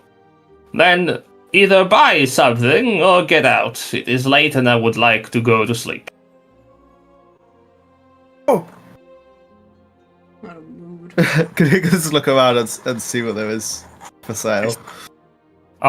Plenty of doodads and knickknacks. There's like magical components for spells for sale, as well as various potions, scrolls, and magical consumables. Magical consumables. Any mushrooms? Nalaith was asking about them. Dear God. I think there are mushrooms. Let me check. CBD gummies, best I can do for you. Let me see if I have any shroom. Yeah, there are some mushrooms. Can I check to see if they're the fun kind? Make a nature check. why, what, do you expect to sell so I can... Do you sell scrolls with the magic words on them? Yes, I do sell scrolls with magic words. What types? What do you have? I would be interested to learn from them. Well, let me tell you. I have access to any scroll of 1st to 5th level. What does that mean? Oh, I have just explained the various intricacies of the scrolls I have. I can go over it again if you'd like. You see, these scrolls are of 1st level variety. Then these scrolls over here are of 2nd level to 5th level variety. I was hoping they'd be more specific, but Any of them are available. okay, yeah. I'm gonna have to have a look at the spell lists. No worries. I don't know all the spells off the top of my head, unfortunately. I have a 5th level teleport, but it's a random destination. I'll take it. I have this ninth level teleport, but it's directly to the surface of the sun. As for the mushrooms with the 16, these are indeed. You can find a batch of magical mushrooms. They have like beautiful pink spots on a brown surface. And looking at the mushrooms, they seem to almost be radiating a form of energy from them. You know that these are... What kind of mushrooms are these specifically? Let me check. Because they do have a name. Oh god, I found a magic item. Called Chernobyls? You found magic shrooms, congratulations. Oh, do I have? These are fungus liqui. Okay. Huh? So when you consume them, you know what they do. When you consume these mushrooms, you have the ability. You have a supernatural ability to understand any literal meaning of any like language you hear or see. Like you are able to discern it as you go tripping hard. Does this count as Higgins talking as a language? Yeah, I guess. Okay, cool. It's just the Higgins dialect. Hmm. Higginese. Higgins. How much are these mushrooms? Oh, I can give them to you. I can give you a batch for 20 gold. Too rich for my blood. Would you like to try them out? First one's free. What, for free? Sure. Sampling, as it were. Alright. She looks at the mushrooms. Grab one. I take a mushroom. I like look at Y-hand to make sure that I am allowed again, and I pop it in my mouth. You pop it, you chew on it. Tastes like salt and soot. And you're like, this is strangely unpleasant. And as you sort of take it, nothing seems to be happening for a few moments. And then you're... Half an hour later. It doesn't take too long. Your ears begin to turn a bright pink. Your eyes, your pupils dilate a bit. There's a pinkish hue that grows at the edges of your pupils.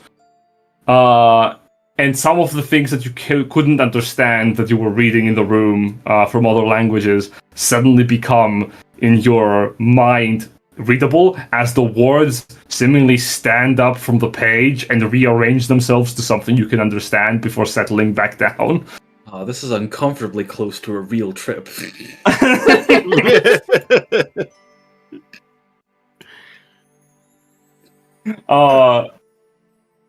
How much are your scores? Oh, that would be... And as she goes to answer, what you hear from Higgins is, how much would these scrolls cost, fair maiden? Yes, excuse me, but I am curious as to the price of this product. Yeah, there it is.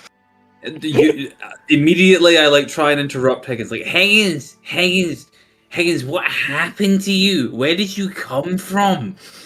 Huh? Huh? Well, I'm not too sure what you're talking about. Janet, why are your pupils so Why are you huge? wearing a jester hat?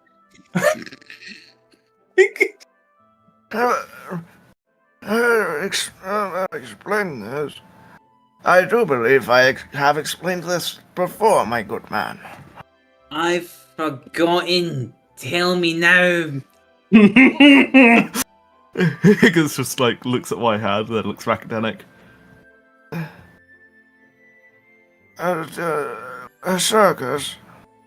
Well, you see, I was traveling with the circus for a while. I just got left behind.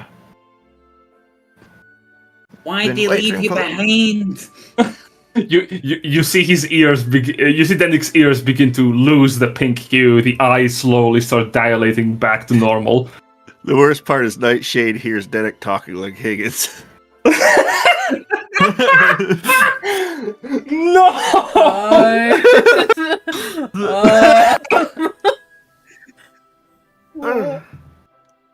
I don't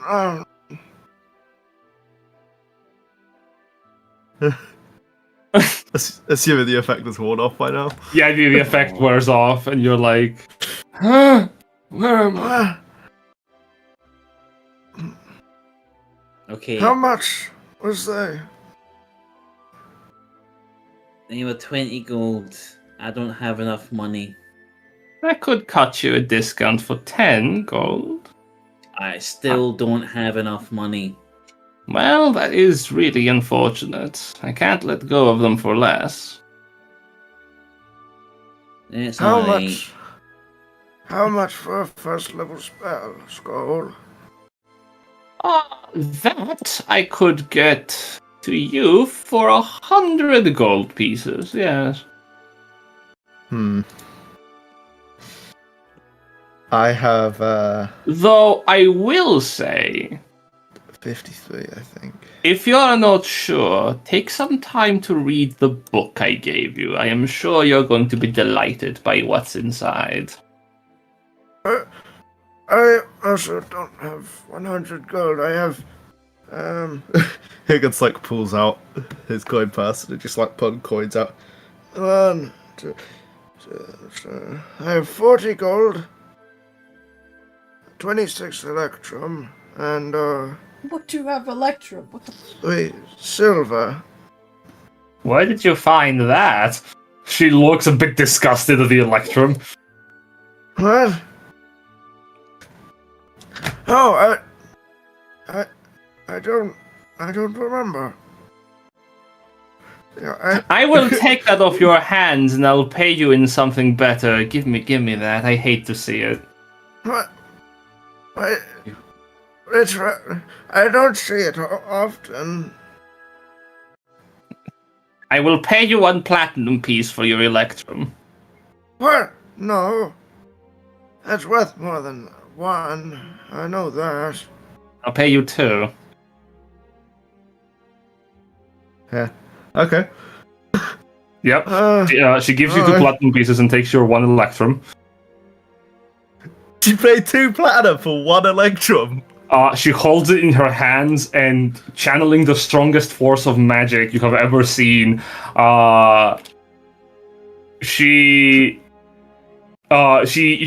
there's a green glow within her fingertips. Disillucio, and it disintegrates from existence. Doesn't Higgins have 16 Oh. more? Yeah, I had 26. She bought 1 for 2 platinum. Good. I hate those coins. Not You wanna just- buy another we'll one? We'll take Yeah. 54 platinum now, please. Do you want to buy you- another one? As Higgins pulls out another electrum. You piece. have more. No, not today. Oh, I cannot- Tomorrow I would. I hate Electrum.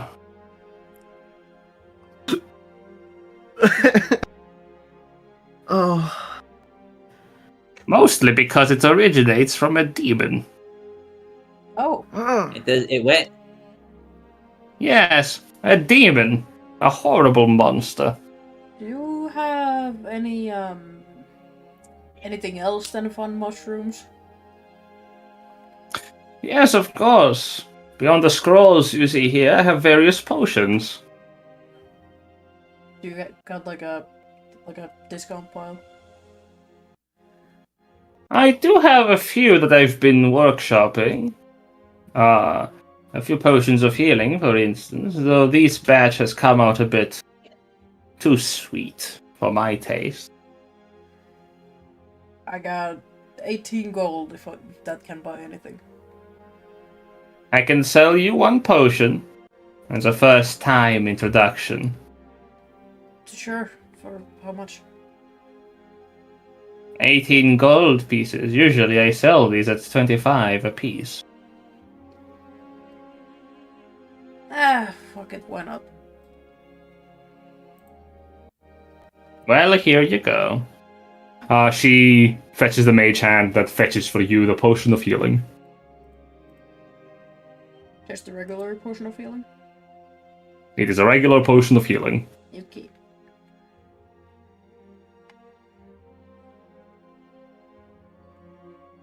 Though it could also be a potion of poison. No, it's a potion of healing. Unless... Is. I have no fucking clue.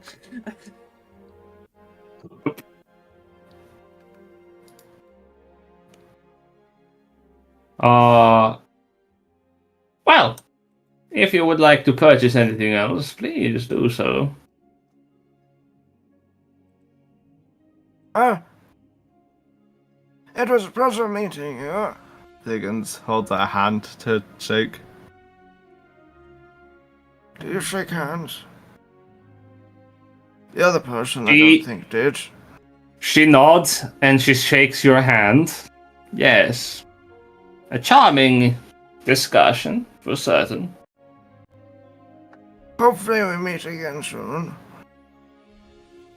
All things are possible.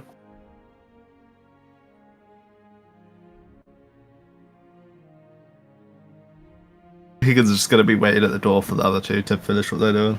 Yeah. Derek joins you quickly. Yep, that's right. Waves goodbye. Actually... Also, how much does a potion of healing weigh? A potion of Whoa, it doesn't automatically give that to you? I don't know how to add an item without making it a custom item. 0.5 is the weight. One sec, I think I heard my door. But like, No worries. as Nightshade like steps out, she puts her hand in her pocket, takes it out, whispers something to it, and she has a handful of berries in her hand.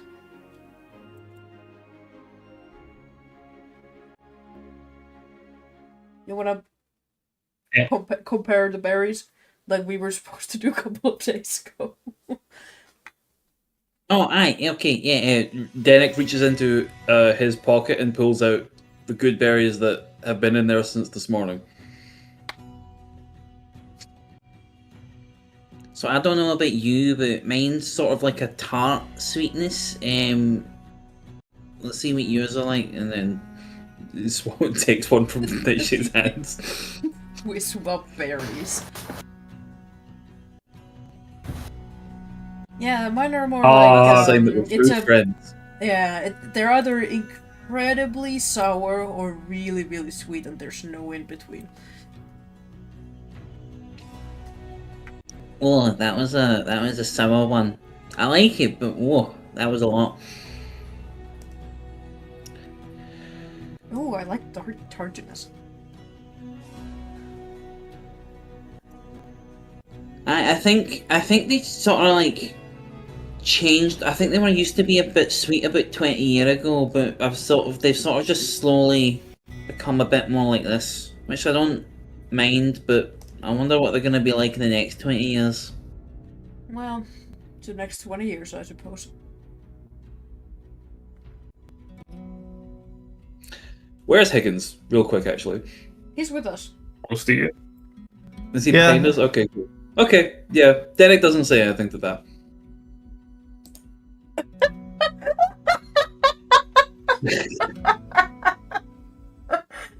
Yeah.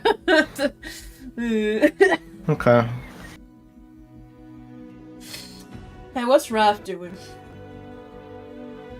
Let's cut over and find out. But before we do, holding onto the book, Higgins, you feel the magical power within. Do you open it? As we're walking, am I able to ritual cast something as we walk? Sure. I want to ritual cast Identify on it first. This is a powerful book that recognizes you as an adept of the Red Robes of High Sorcery. It holds within it tremendous power, magical in nature, that only few are able to tap into. Interesting. Yeah, and then after a while, Higgins will kind of just stop so he can focus a bit more. And just he just kind of stops in the middle of the street. So if anybody is walking behind him, they probably just bump into him as he opens it. Very well. Opening the book, you are granted the mystical powers of a feat. Do you have the Initiate of High Sorcery feat? Initiate of High Sorcery feat. Mhm. I think my feet are normal. No, I only have the Spell Sniper feat. And Musician. Then you get the Initiate of High Sorcery feat chosen for you to be Lunitari. Unitary. I think so, right? Yeah, Lunitari, yeah. Which grants you some free spells. Oh yeah. You learn one cantrip of your choice from the Wizard spell list and 2 level 1 spells based on the moon that you did not choose, that was chosen for you. It's Lunitary. You can choose between Color Spray, Disguise Self, Featherfall, and Long Strider.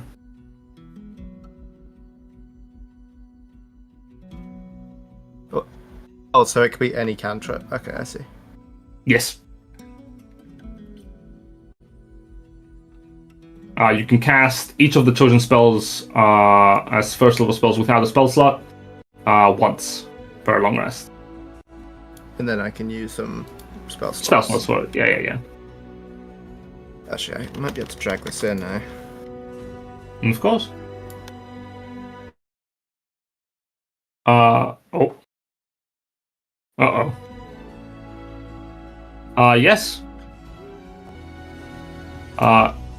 Your spellcasting ability is Charisma, though. For those. Yes. Why wouldn't it be intelligence? Interesting. Because I say so. What? It is what the feat has chosen for Higgins to be Charisma. Yeah. I mean, it's a Oh free wait! feat. Oh I'm wait! not gonna- Wait! No, No, it's you're a his. wizard. I lie. It's intelligence. but- It's intelligence. You're a wizard. I forgot. He's a Yeah. bard Intelligence. Use your dump stat to Or a cast. sorcerer. Use your dump stat. My dump stat is Constitution. Oh yeah. use that. Jesus. All of our dump stats. That yeah. Yeah. We cut over to Darrett and Sir Beefton. It doesn't take you too long to find Raven within the encampment.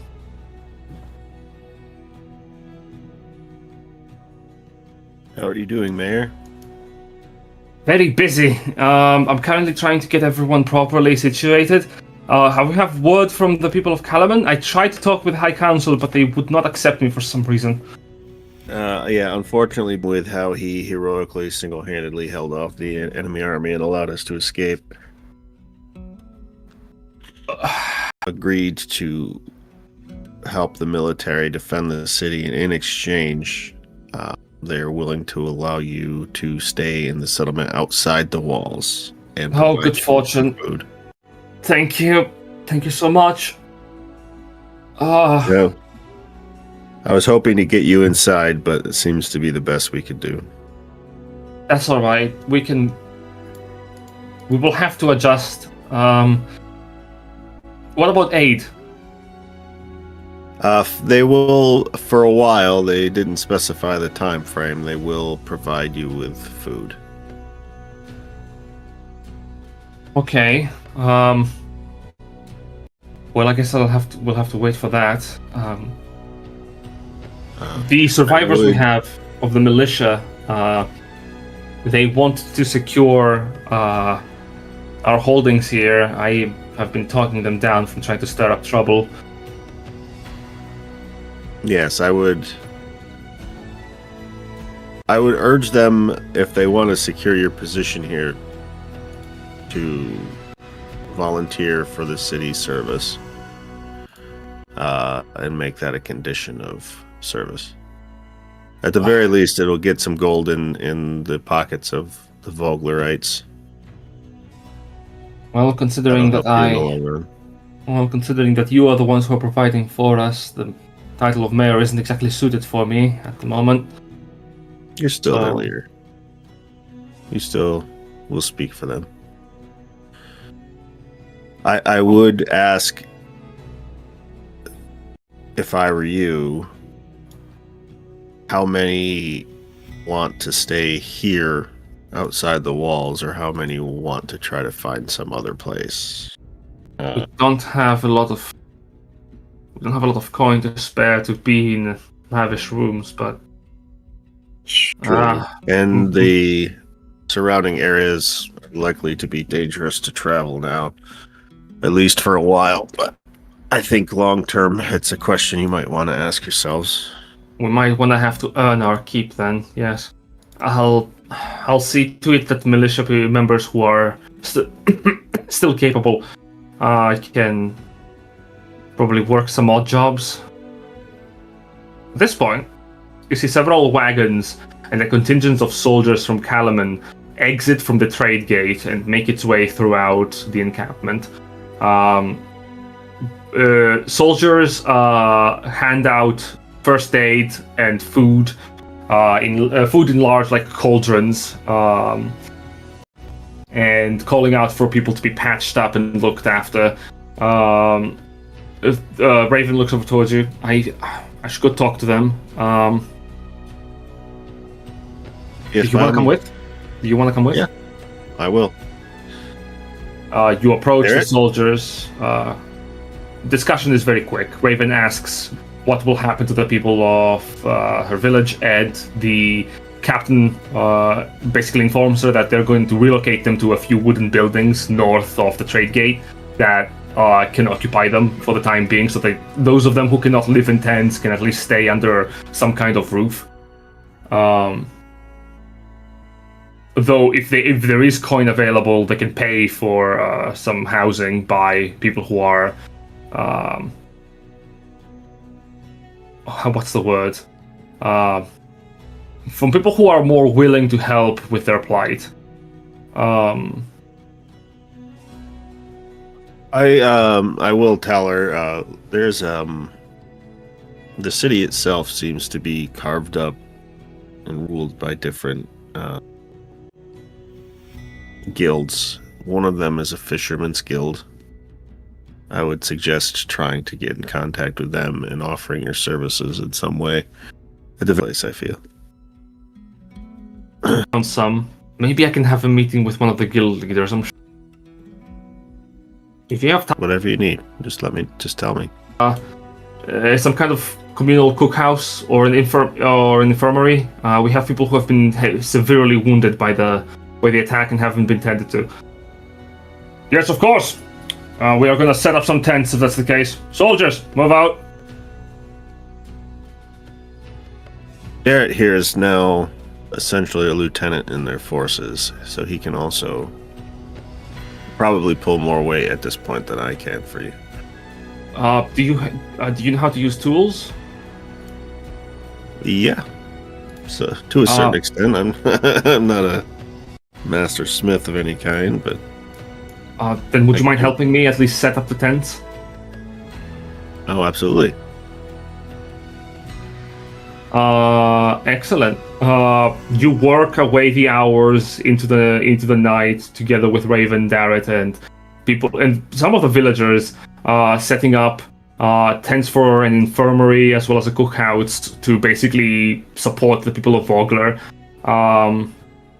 It is grueling work and it is tough. The soldiers help out where they can, settling disputes with people who are less interested in dealing with the people of Vogler, and also opening up way for them to find suitable dry housing. A couple of soldiers you can see are even pitching in, trying to give some coin for people to seek refuge within the city's inns. In this moment of Raph will make a point to, thank them for that generosity. you approach a few of the soldiers, and as you go to thank them, some of them are... You can see it's a variety of reactions. Some of them are happy to help out people in need. Some of them are feeling really bad. that no one was informed about the attack and feel a little responsible for not being able to stop an army approaching out of nowhere. Some of them can relate with tales from their grandparents talking about the times of war in the past and wishing to at least help people in need in some form of proxy.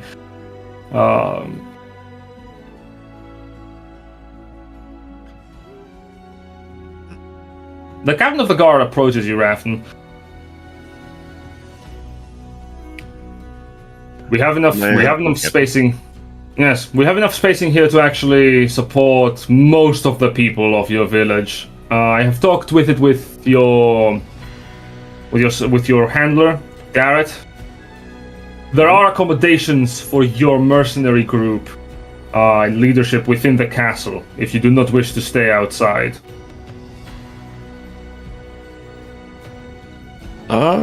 Is Raven near me when this is going on? Raven is currently in the middle of talking with some of the cooks that the city has brought over to inform them what kind of rations they should watch out for certain people in the village. Yeah, you gotta give the allergen breakdown. Is this for militia only? This is for your company. I have been informed that you have made a deal with the High Council in terms of... Yes. I see what you... Yes. I am not sure what the group consensus is on that at the moment. Is there someone I should look up once I've consulted with my party? Darrett will be the one who is handling your operations together with a marshal. I assume that they are going to be the ones giving you orders. However, your accommodations in the castle are provided to you by the governor. Excellent. I would imagine most of us, at least, would take that offer. Yes, very well, sir. I'll coordinate with Darrett on that. Of course, sir. And I don't know that there are many people capable of fighting in this group. If it's possible for them to serve the city guard in exchange for extra accommodations for some of the more vulnerable people, is that in your opinion? Are you not aware, sir? No. I believe that we were given an order by Marshal Vendy to be prepared for the eventual arming of the capable people of Vogler to, in the near future, be offered positions of infantry within the city's military, as I believe one of your noblemen had requested. I believe a nobleman by the name of Lord Baccharis. Should I roll to hide my sneer? You don't have to. You can hide it as well as you want to hide it. No, it leaks out. I see. No, between you and I, that he does not really speak for these people. Well, I'm afraid that he has the ears of many of the members of the council. And if the governor demands it, then so it will be. There's not much we can do on that end. That is unfortunate. For what it's worth, at least they should have proper accommodations until they're called to service. Yes. In your opinion, what are the chances of eventually getting some of the more vulnerable, like the children and the elderly, inside? It shouldn't take too long. The people of Kalaman is a place of kindness at heart. I'm sure there will be people who look upon your own plight and respond with kindness rather than adversity. Give them time to get accustomed to it. Yes. Yeah, I'm certain an entire village's worth of people doesn't often show up at your gates. No, they don't. And we have had our own quandaries to ponder, especially with what has been shared to us by the Marshal. If we are to expect a sneak attack, having this many people entering the city at once, it's a hazard. We cannot know for certain who from among them are going to be your own people or infiltrators. And Yeah. you can imagine questioning them about it would be problematic. It would. I would point you to the Mayor Raven. She knows her people very well, so she can be of use to you in that regard, I feel. I will bring that up with the Marshal. Well, thank you. Do our best to make this as smooth as possible on our end. Of course. And thank you as well. My father had told me tales when I was a kid of the Knights of Solamnia. I didn't believe that they lived. To be honest, seeing one in the flesh is a little. Well, Well, it's we're little- not what we were, but there are two of us here now. Sir Darrett has newly been knighted. Is the order returning then? Well, I hope so. It's a kind of a slow rebuild, I guess, in a way. I The understand. wounds were deep. Takes time to heal. Yes, I understand. Well, I hope. Well, then, I am certain that people of Kalaman are going to be looking on their eventual return with a lot more joy then. In a lot more positive light in the last few years. That reminds me, I have to write a letter to them to apprise them of the situation here. By your leave. He nods, and he almost regards you with the same respect that you would regard a superior as he walks away.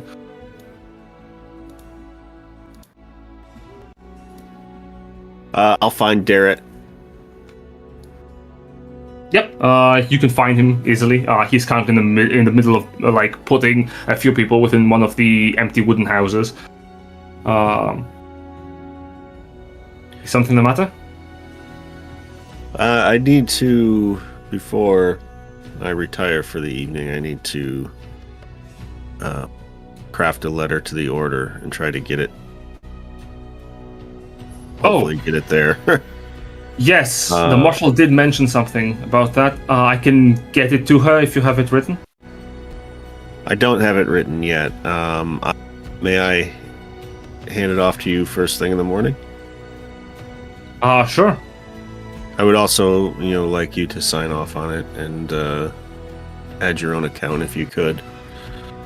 I don't know what the account of a squire would be worth, but I can do that. You're yes. not a squire anymore, Darrett. You're a knight. Knighted By through only, battle like, and through your mentor. By only 2 days worth. It's 2 days more than most people have.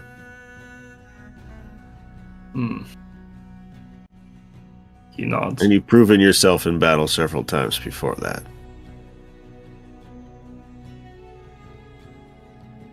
Well, You're I fine, have man, to. Darrett. I thank you. I only wish Becklin was here. So do I. I feel like I failed her at the encampment. I don't think that's impossible. How could you have possibly failed her? I feel if I had played things differently, it would have been I that were killed there instead of her. I would have preferred that. I don't think she would have preferred it. Yeah. She's a veteran knight. And they're more useful than us younger ones in general. The order really can't afford to lose that many. I see. No. Fine person, not a fine knight. No. You're a good person. And you're a good person, and you are a very kind person. I'm happy that at least you returned. Losing both you and Becklin would have been... I don't even want to think about it.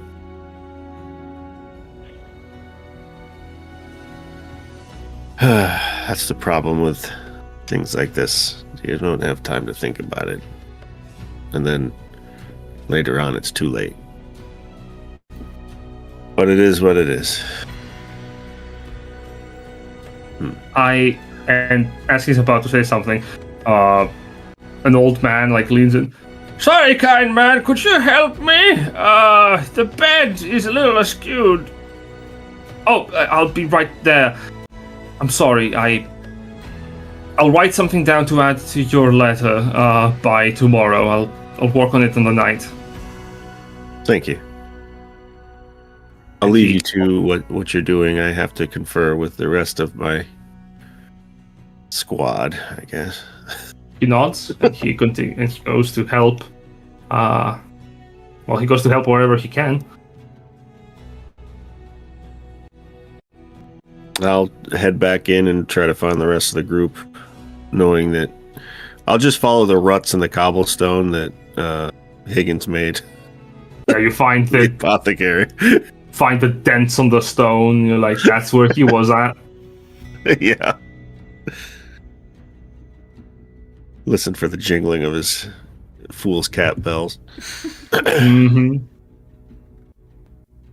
Note to self, muffle those for any stealth missions. I mean, he did kind of go on a solo stealth mission once. Despite the jingling. Yeah, and he lived. Yeah. Somewhere there's a dragon guard. What the hell is that noise? Yeah. Surprise, motherfucker! Yeah.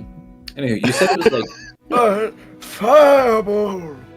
what time of day God. is it now, Jen?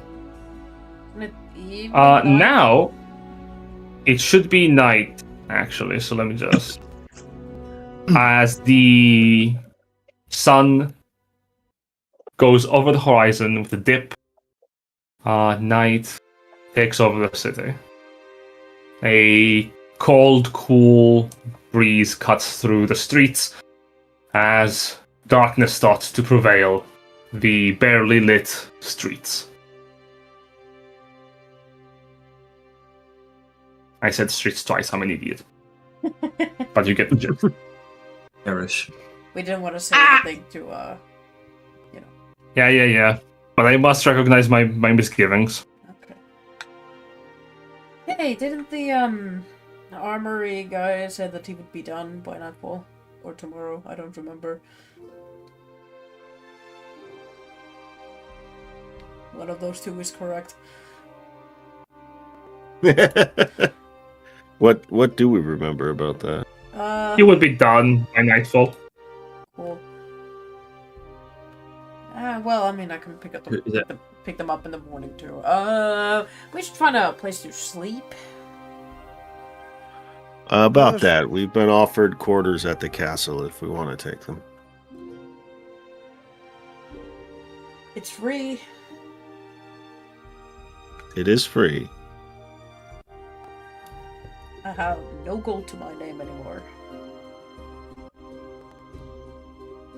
I got paid money. That's true. Higgins gave the white hand lady a weird coin, and she gave him 2 platinum pieces for it. We're spell scroll. It's called counterfeit. I got the spell scroll called mugging.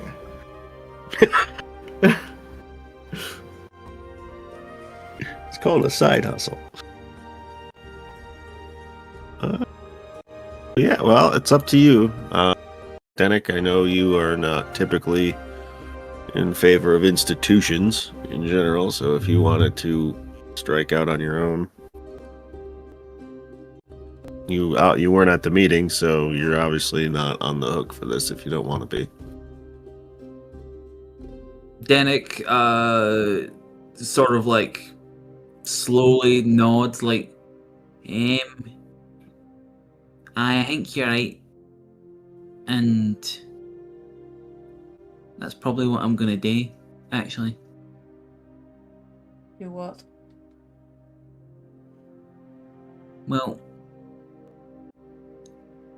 I don't want to stay here and fight this war for these people.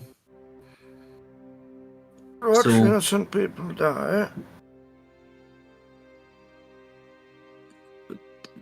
Aye, but that's gonna happen either way, and Yes, but we can be the difference between all of them and some of them. aye, he's He's gonna point at like the three of you, like yous can be, but that's your choice to do that. I don't want to stay here. Understand? I won't hurt you.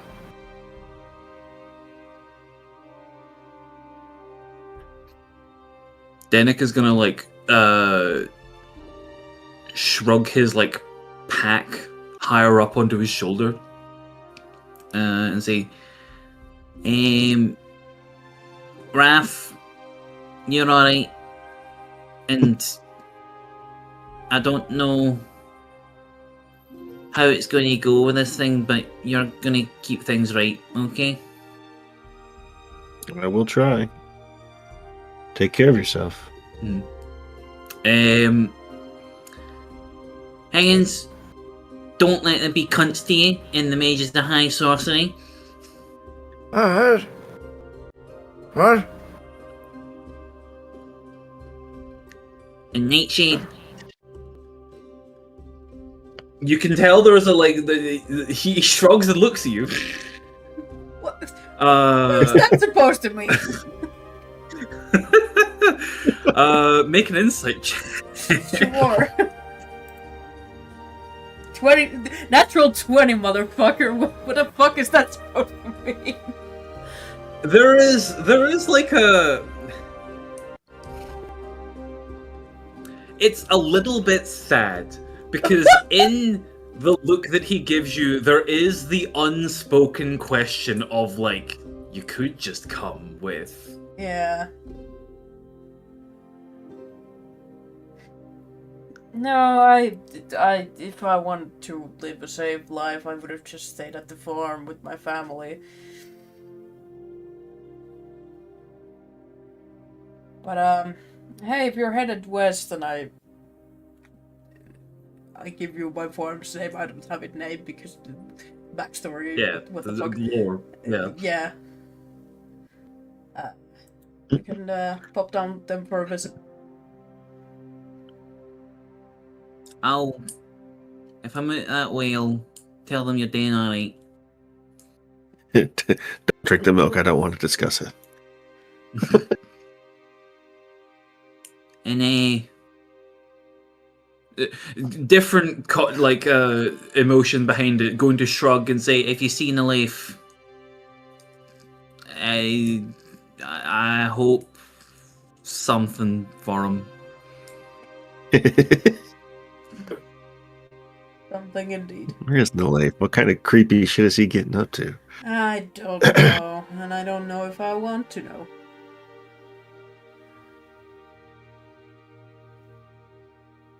Well, it's been a thing.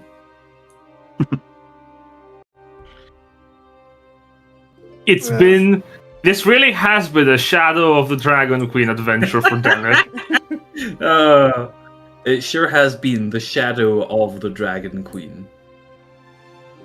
It Denik's sure going to- has been the Queen of the Shadow King. Yeah. What? Well- Denik is going to like pull the like little like magical scarf that he got from looking at the moons too hard last night over his shoulders a little bit tighter, and then wave, and then fuck off down the road. Farewell, Denik. If we meet again, let's hope it's happier times. Good riddance. Wait, no, that's not a good. No, Negan, don't. We don't say that to people. What is that Let's not? go. Is that not wishing them luck? No. Oh, Oh, is that what people be? Oh Never- no. Oh no. Ah, that never mind then. makes me sad. They're safe. Ignore what I said before. I already won.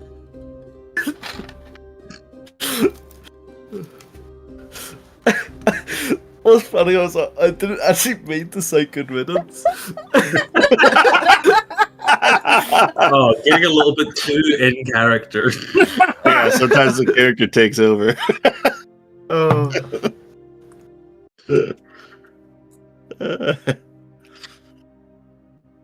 I hope you'll be so all you- right. I have a funny feeling the countryside around this city is swarming with those things. Yeah, I wish we don't find it. It's a mutilated corpse on the way, but Well, if it's too mutilated, you won't even know it's him, so. yeah. It's looking on the bright side, Higgins. Fine, he'll become a rat. It's okay. Uh-huh. Oh. Oh, guys, I have a feeling he's already getting swarmed. There's so much GM typing, you're right. He hasn't even got out the city yet. He's already been jumped 3 times. Oh, yeah. Let me just roll to see how many hit you. Just, Yeah. Let me. You just hear like me going. Yeah, let me just. let me just, yeah. Great. Why is that so? Oh my Uh. god, why did I keep rolling? There we go. Let me just. It does a 32 hit. does a 93 hit you? Surprisingly, no. Danik, you exit the Danik. city late into the night, and with the bright I'm a rat. shining light of one of the moons, you transform into your true form of a rat, living behind your Danik persona. It's been I rad. scurry off into the underbrush as fast as a rat can go. You have Indeed. the opposite of a. Oh, what are they called? The fursona. Oh I yes. have a meat stone. No, that's Oh. Why did you choose A Jen? man stona. A man? have a man Flesh so- sona. Flesh sona. Never. No. Oh, that just makes me Rat think wear of a flesh instead of a wear sauna rat. now. No. Awful, dude. Salty. Ah! Danik flees into the underbrush. Guided by moonlight, you disappear into the darkness. Where his tale ends, who knows? If it's up to the Dragonlance novels, it could be literally that he lives the rest of his days in a happy cottage somewhere in the middle of nowhere, or he discovers a terrible secret that changes his life forever. I don't fucking know. Like, Dragonlance is weird like that. It could be literally anything. Who knows? Who Me, when knows? I open a book and there was a glyph of warding with 5,000 fireballs on it. However, Terrible secret. Danik's story comes to an end for us. Whether what will happen to him is up to fate. And the war to come is not very kind, so perhaps, for all we know, Danik just disappears from the face of Dragonlance forever. Or he comes back in 2 days and realizes that traveling to the wilderness is really tough, so he just like comes back going, I tried to leave, but like holy shit, I didn't pack enough food. Tried to leave, but I got to this certain point and there's just some writing that popped up that says you cannot proceed further. You get to the end credit scene and it says Danik will return. Danik will return. I'm gonna keep that as a note. I'm gonna keep that as a note to say at the end of the campaign, like Danik will return. So, Great. are you planning on playing a new character then? So yes, that's what I was going to suggest for like the last 10 minutes. I don't know for certain that I'm going to be at the next session, for the record, for a variety of reasons and also for dramatic tension reasons, because Oh. but also I have shit to do next week. But something we can maybe do in the next 10 minutes is if I could roll my Yes! stats and all my races and stuff like that, so that next week, whenever I'm next back, I can just come back with a character and it's ready to go. Yes. and Yeah, then you can totally do that. Yeah, then after the session, please tell me what the fuck you want so I can draw your new character. Yeah, and also gives Silver like an extra week to like draw it. That's also a reason for probably not going to be there next week.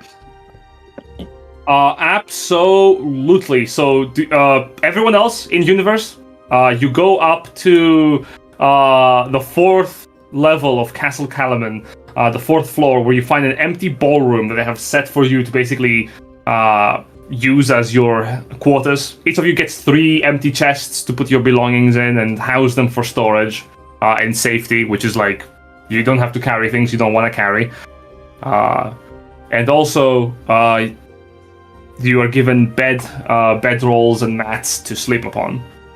As night shifts for you today, we will return to you in the next session. But now, Do we get a long rest? you gain the benefits of a longest rest, Yippee, what the Awesome. That means I get to roll for my portent. and you also gain 75 experience points. Does that put us up to 5,400, or did I miss some? Did you just get XP last session at all, or? We did. That'd bring us up to 5,400. Hang on. this At the is- end of last Yeah, session, no. which I wasn't here for, did you still have 5325? Is the Yes, number? they did. Yes, they did. Okay, cool. Just checking. Yeah. Cool. Okay, this is my. I gotta find which of my notebooks is not my. Yeah. DM. I wanted to conclude the meeting with the leadership of Calaban before I rewarded you experience for that. Makes sense. Okay. Also, hey, before you do that, I want to show you all something. So while I was in Greece, I had my sketchbook with me where, for this campaign, every character except Nightshade, I actually drew, like, traditionally, because I didn't have my iPad with me when I first started drawing them. So Jen got to see, the first iteration of Denik, and he really liked it, and I want to show it to the rest of you. Oh hell yeah!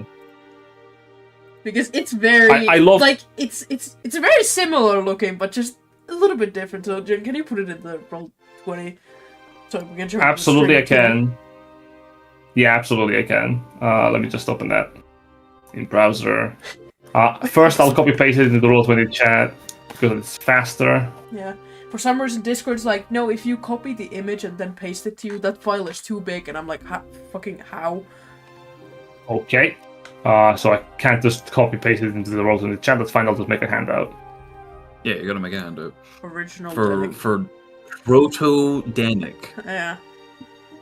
I love Proto Danik, dude. I imagine this is Denik's father in universe now. I think Danik's father was supposed to be like a tinker gnome in Cairn. Despite the fact that Danik is a forest gnome, both of his like parents are rock gnomes, and they like technology and stuff like that. He's a bit of a like odd child. Or this is Denik in 20 I thought his years. mother was a I don't warp know. rat. Yeah. And show the players. There we go. There you go. Yeah. Oh, that's pretty cool. Right? Yeah, this is what Yeah, Denik Looks a could lot have more like been. Norman Reedus, which is like fair because Norman Reedus was part of the like brief that I gave. Yeah, that's Silver. what you like gave me, and I was like, oh okay. And then they were like, can you make him worse? And I was like, Weirder? okay. Yeah. Look, I need you to understand that like Denik's accent and also just general vibe is based on like just a cadre of real people that like I am liable to meet on the street at any given time in Glasgow. Honestly, Denik, like from that one weekend I was in Glasgow, yeah. Yeah. Now, really quickly, while you are still alive and here. Also extends Yes. to their life. Oh, Jesus. Absolutely. I hope not. Let's start with the basics. First of all, make a new character sheet in Roll20, if you can. Or do you want me to give you one? Also, by the I can way, do there's that, like that's fine. fucking 18 viewers here. Hi. This is what we do when we have to make a new character. Hello, Yeah. everyone. If you haven't seen this before, if you haven't watched the first episode, Yeah. now you can do that. We have a really funny way of doing yeah, this. Also, where did you come from? What? YouTube. They're all on YouTube for some reason. Oh yeah, they're all on YouTube. Hi, hello. All right. So, Denik. No, Steph. Steph, that's me. Hello. Do you have a character sheet?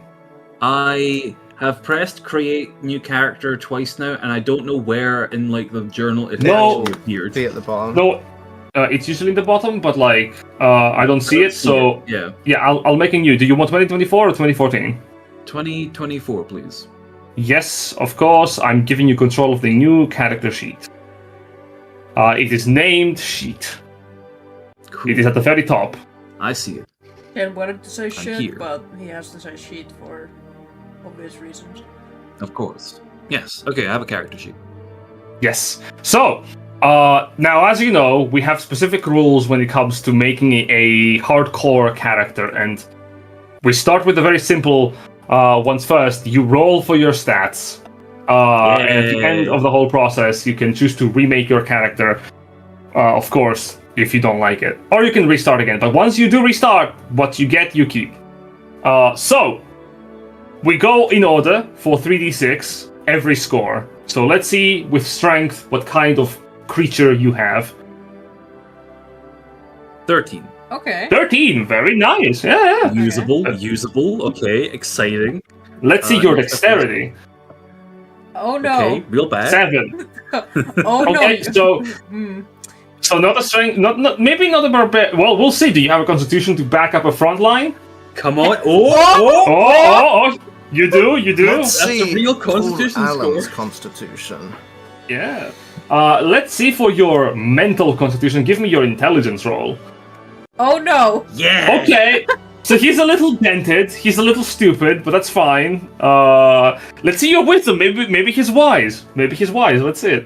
Hey, there we go. Yeah, you know, he's wise. He's wizened. Okay. That's good. Okay. Okay. This is No. so far not the worst. And let's see your Riz. Absolutely Really? Okay, not. so you have made so if this is a human man, you have made this silent warrior type essentially, strength build, but with high wisdom. So you know you could go cleric, I could. steal Seraphin's thunder. Yeah. Okay. So they are a strength. Oh. character. I know exactly what you could be. You could be a frontlining bard. There's only Of one course. room for A one bard. cleric in this party. With the charisma. test. Okay. All right. I've still got my like restart in the bank, but like let's. These are interesting stats. These are workable stats. Let's see what else we are using. Of course. Here. Let's see what kind of person you are. Let's roll for species. Roll me a d20, please. You. Who are you? 1. Yeah! What are you? Yeah, let me get it. Let me get him. Let me get You him. are Fucking great. You're an ooze. You are something that you will actually encounter in this adventure because they just exist. Uh-huh. You are a walrus. Yes. Yes. Let me just download that. Yeah. So you are what is considered to be a Thanoi, an Arctic dweller in the world of Kryn. Let me give you. I will give you the stats once the image loads in. But basically, yeah, there it is. You are this creature. Are you gonna be yeah. Okay, You're gonna be- we're not re-rolling. We're keeping this. you gonna be Jamie Heineman? Right. So you get resistance to cold damage, and you're also acclimated to low temperatures and automatically succeed on saving throws against the effects of extreme cold. You have great lungs, which means you can hold your breath for up to 10 minutes at a time. You have natural armor, which is your base AC is 13 plus your dex. Okay, so my base AC is 11. Yes, which is good because it's not worse. You can use your natural armor. Yeah. If you will live with worse, you gain proficiency with 2 skills of your choice. You have sturdy stance, so you have an advantage on ability checks and saving throws against the effects that would knock you prone. And you have tusks, which is a natural weapon that you can use to stab people with. You also have swimming speed. And fun fact, there is one place in this entire adventure where your character does not have to be afraid for their lives. That everyone else has to, especially Nightshade. What do you mean? Oh. I know. There is one place in this adventure where specifically a Thanoi is like, I don't have to worry about this. Oh, the Arctic waters of Bingalore.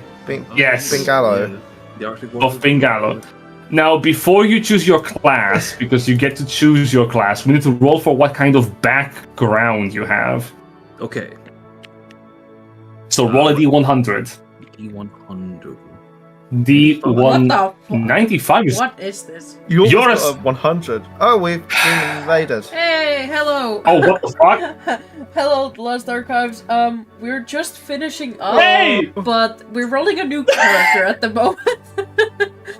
Yeah. Yes, hello Raiders. Oh, hello Raiders. Yes, thank you for coming by. I was literally thinking like, who are we gonna raid next? And the Lost Archives, I'm gonna put them at the top of my list because I like them. But thank you for coming over. Yes, absolutely. You got, for your rolled background, my friend, for your new character, 95, which is a soldier, and I don't wanna say that is the worst one you could get, but it is really, really good with the background feat you get. Okay, cool. Yes, as a soldier, you get the Savage Attacker feat. Ooh, I like that one. Yeah. Yeah, so you get to reroll. It's like reroll on your damage dice, which is fucking beautiful. Mm-hmm. I'll just drag and drop that onto the Roll20. There it is. It's a fine origin feat, well, like once per turn. Beautiful. Yeah, you have successfully made a person. So, what kind of class do you see your Thanoi character being? I might. Okay, they're a walrus. They're a soldier. That's. Okay. Let me think here. What classes do we have in the party again? We have a cleric, we have a ranger, we have whatever the fuck Nalaith is, and we have a wizard. Nalaith, I think, is a fighter. Yeah, he's a Fighter. Okay. Okay. He really vibes wizard, but I guess he's a fighter. Yeah, he's He's just Sai. off-putting. That's all. Yeah, he's Sion. Off-putting! It's a power. Yeah. He has the power of creepy. I'm not certain yet, but I'm either gonna go another fighter or a barbarian. One of the two. Barbarian would be pretty awesome. Yeah. If you can Especially reroll if your dex. Oh right, because you have a new character beyond starting. Your reroll. So you get a fate point that you can use immediately to reroll anything that you have rolled. By the by, because you are entering in this campaign from tier 1. Yeah. Oh, okay. I will just reroll my dex right now then. Why not? That is pretty wise. Yes. Let's see it. All right. Cool. Roll 3d6. It's better. It's better. It is better. It is actually better. It is mechanically better. Yes. You know, I have 12 AC naturally. Hey. It's hard to hit as Higgins. Okay. Well, maybe when I get to level 5, I'll do another fate point. But yeah, a barbarian soldier from the north fucking slaps. Especially if Do you that's want? Savage Attacker. Yeah. Would you like for me to give you some lore on the Thanoi to help you out with understanding what they are? Yes. Yes, I would. So the Thanoi are also called the Walrus Men, and they are a barbarian folk from. There we go. Actually, what? Oh, not the north. You're from the south of Ansalon in Ice Reach. Oh. Let me get that on the world map because You're a I guess Southpole barbarian. I guess when I said that the cardinal directions are swapped, I kind of was correct. Oh no. like on the pass, or like on the compass here, like it says it's normal, but I guess the South Pole is the more important thing here for this continent. Well, yeah, that'd be... But you could be a southern hemisphere continent. Yeah. Also, how the fuck did you get to where everyone else is? You That's have a gone on great the question. So- I don't have an answer for you He yet. can just keep going south. Yeah. Assuming the world is a globe, he could just keep going south and come That's back true, the other I way. could. I circumnavigated the globe. Wonderful. So they are considered a barbarian focused folk from the region of Icereach. And as of the rise of power of the power of the Dragon Overlord of Frost, they can be found in the southern edges of Ergoth as well. Thanoi speak the Thanoi language, and some can speak Common. They are most of them are not very keen on the ways of civilization beyond Icereach, but they are very strong as a folk and nigh immune to the cold, unaffected by the original temperature and even the magical essence of coldness. Now, where they come from originally, that's a debate. Scholars believe them to be like related to giants in a way. Though some of them are suggested to be also cousins to minotaurs. They live in a nomadic tribal lifestyle, migrating across Icereach in patterns to hunt for fish and wild game. And they claim all of Icereach as their homeland and nation.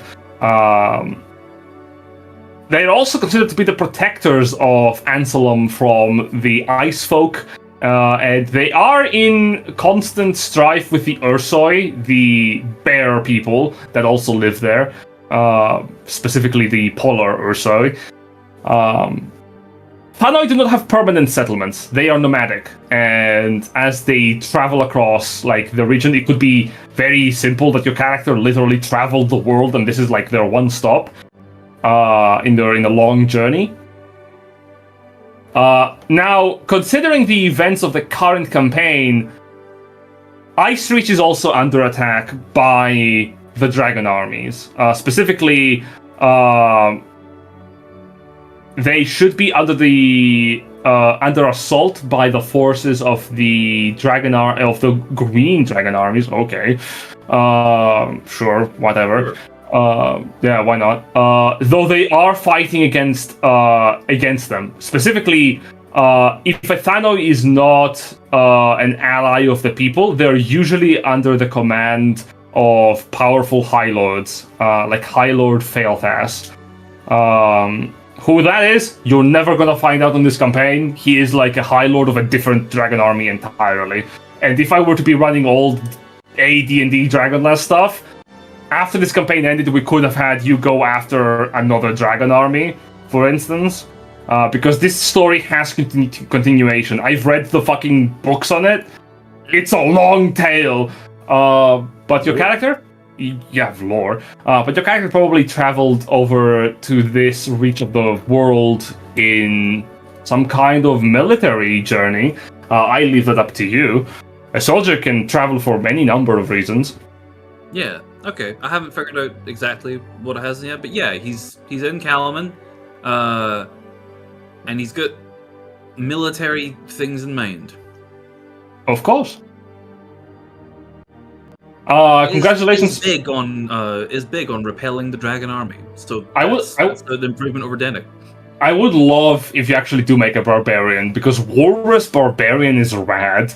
Yeah, like it's kind of perfect, and so like hell yeah. Absolutely, dude. Oh no, I'm the only one who can heal now. Oh fuck. No, Seraphin can heal. Yeah, Put down Seraphin. he's usually on the ground dying though. Only when I'm not here. Yes, I can also heal. Okay, wizard. Shatter! I'll shatter your bones to put them back Gotta together. reset them. Uh-huh. Yeah. I heal in reverse. Understood. Begins to indeed. necromancer. Damn it, I was gonna.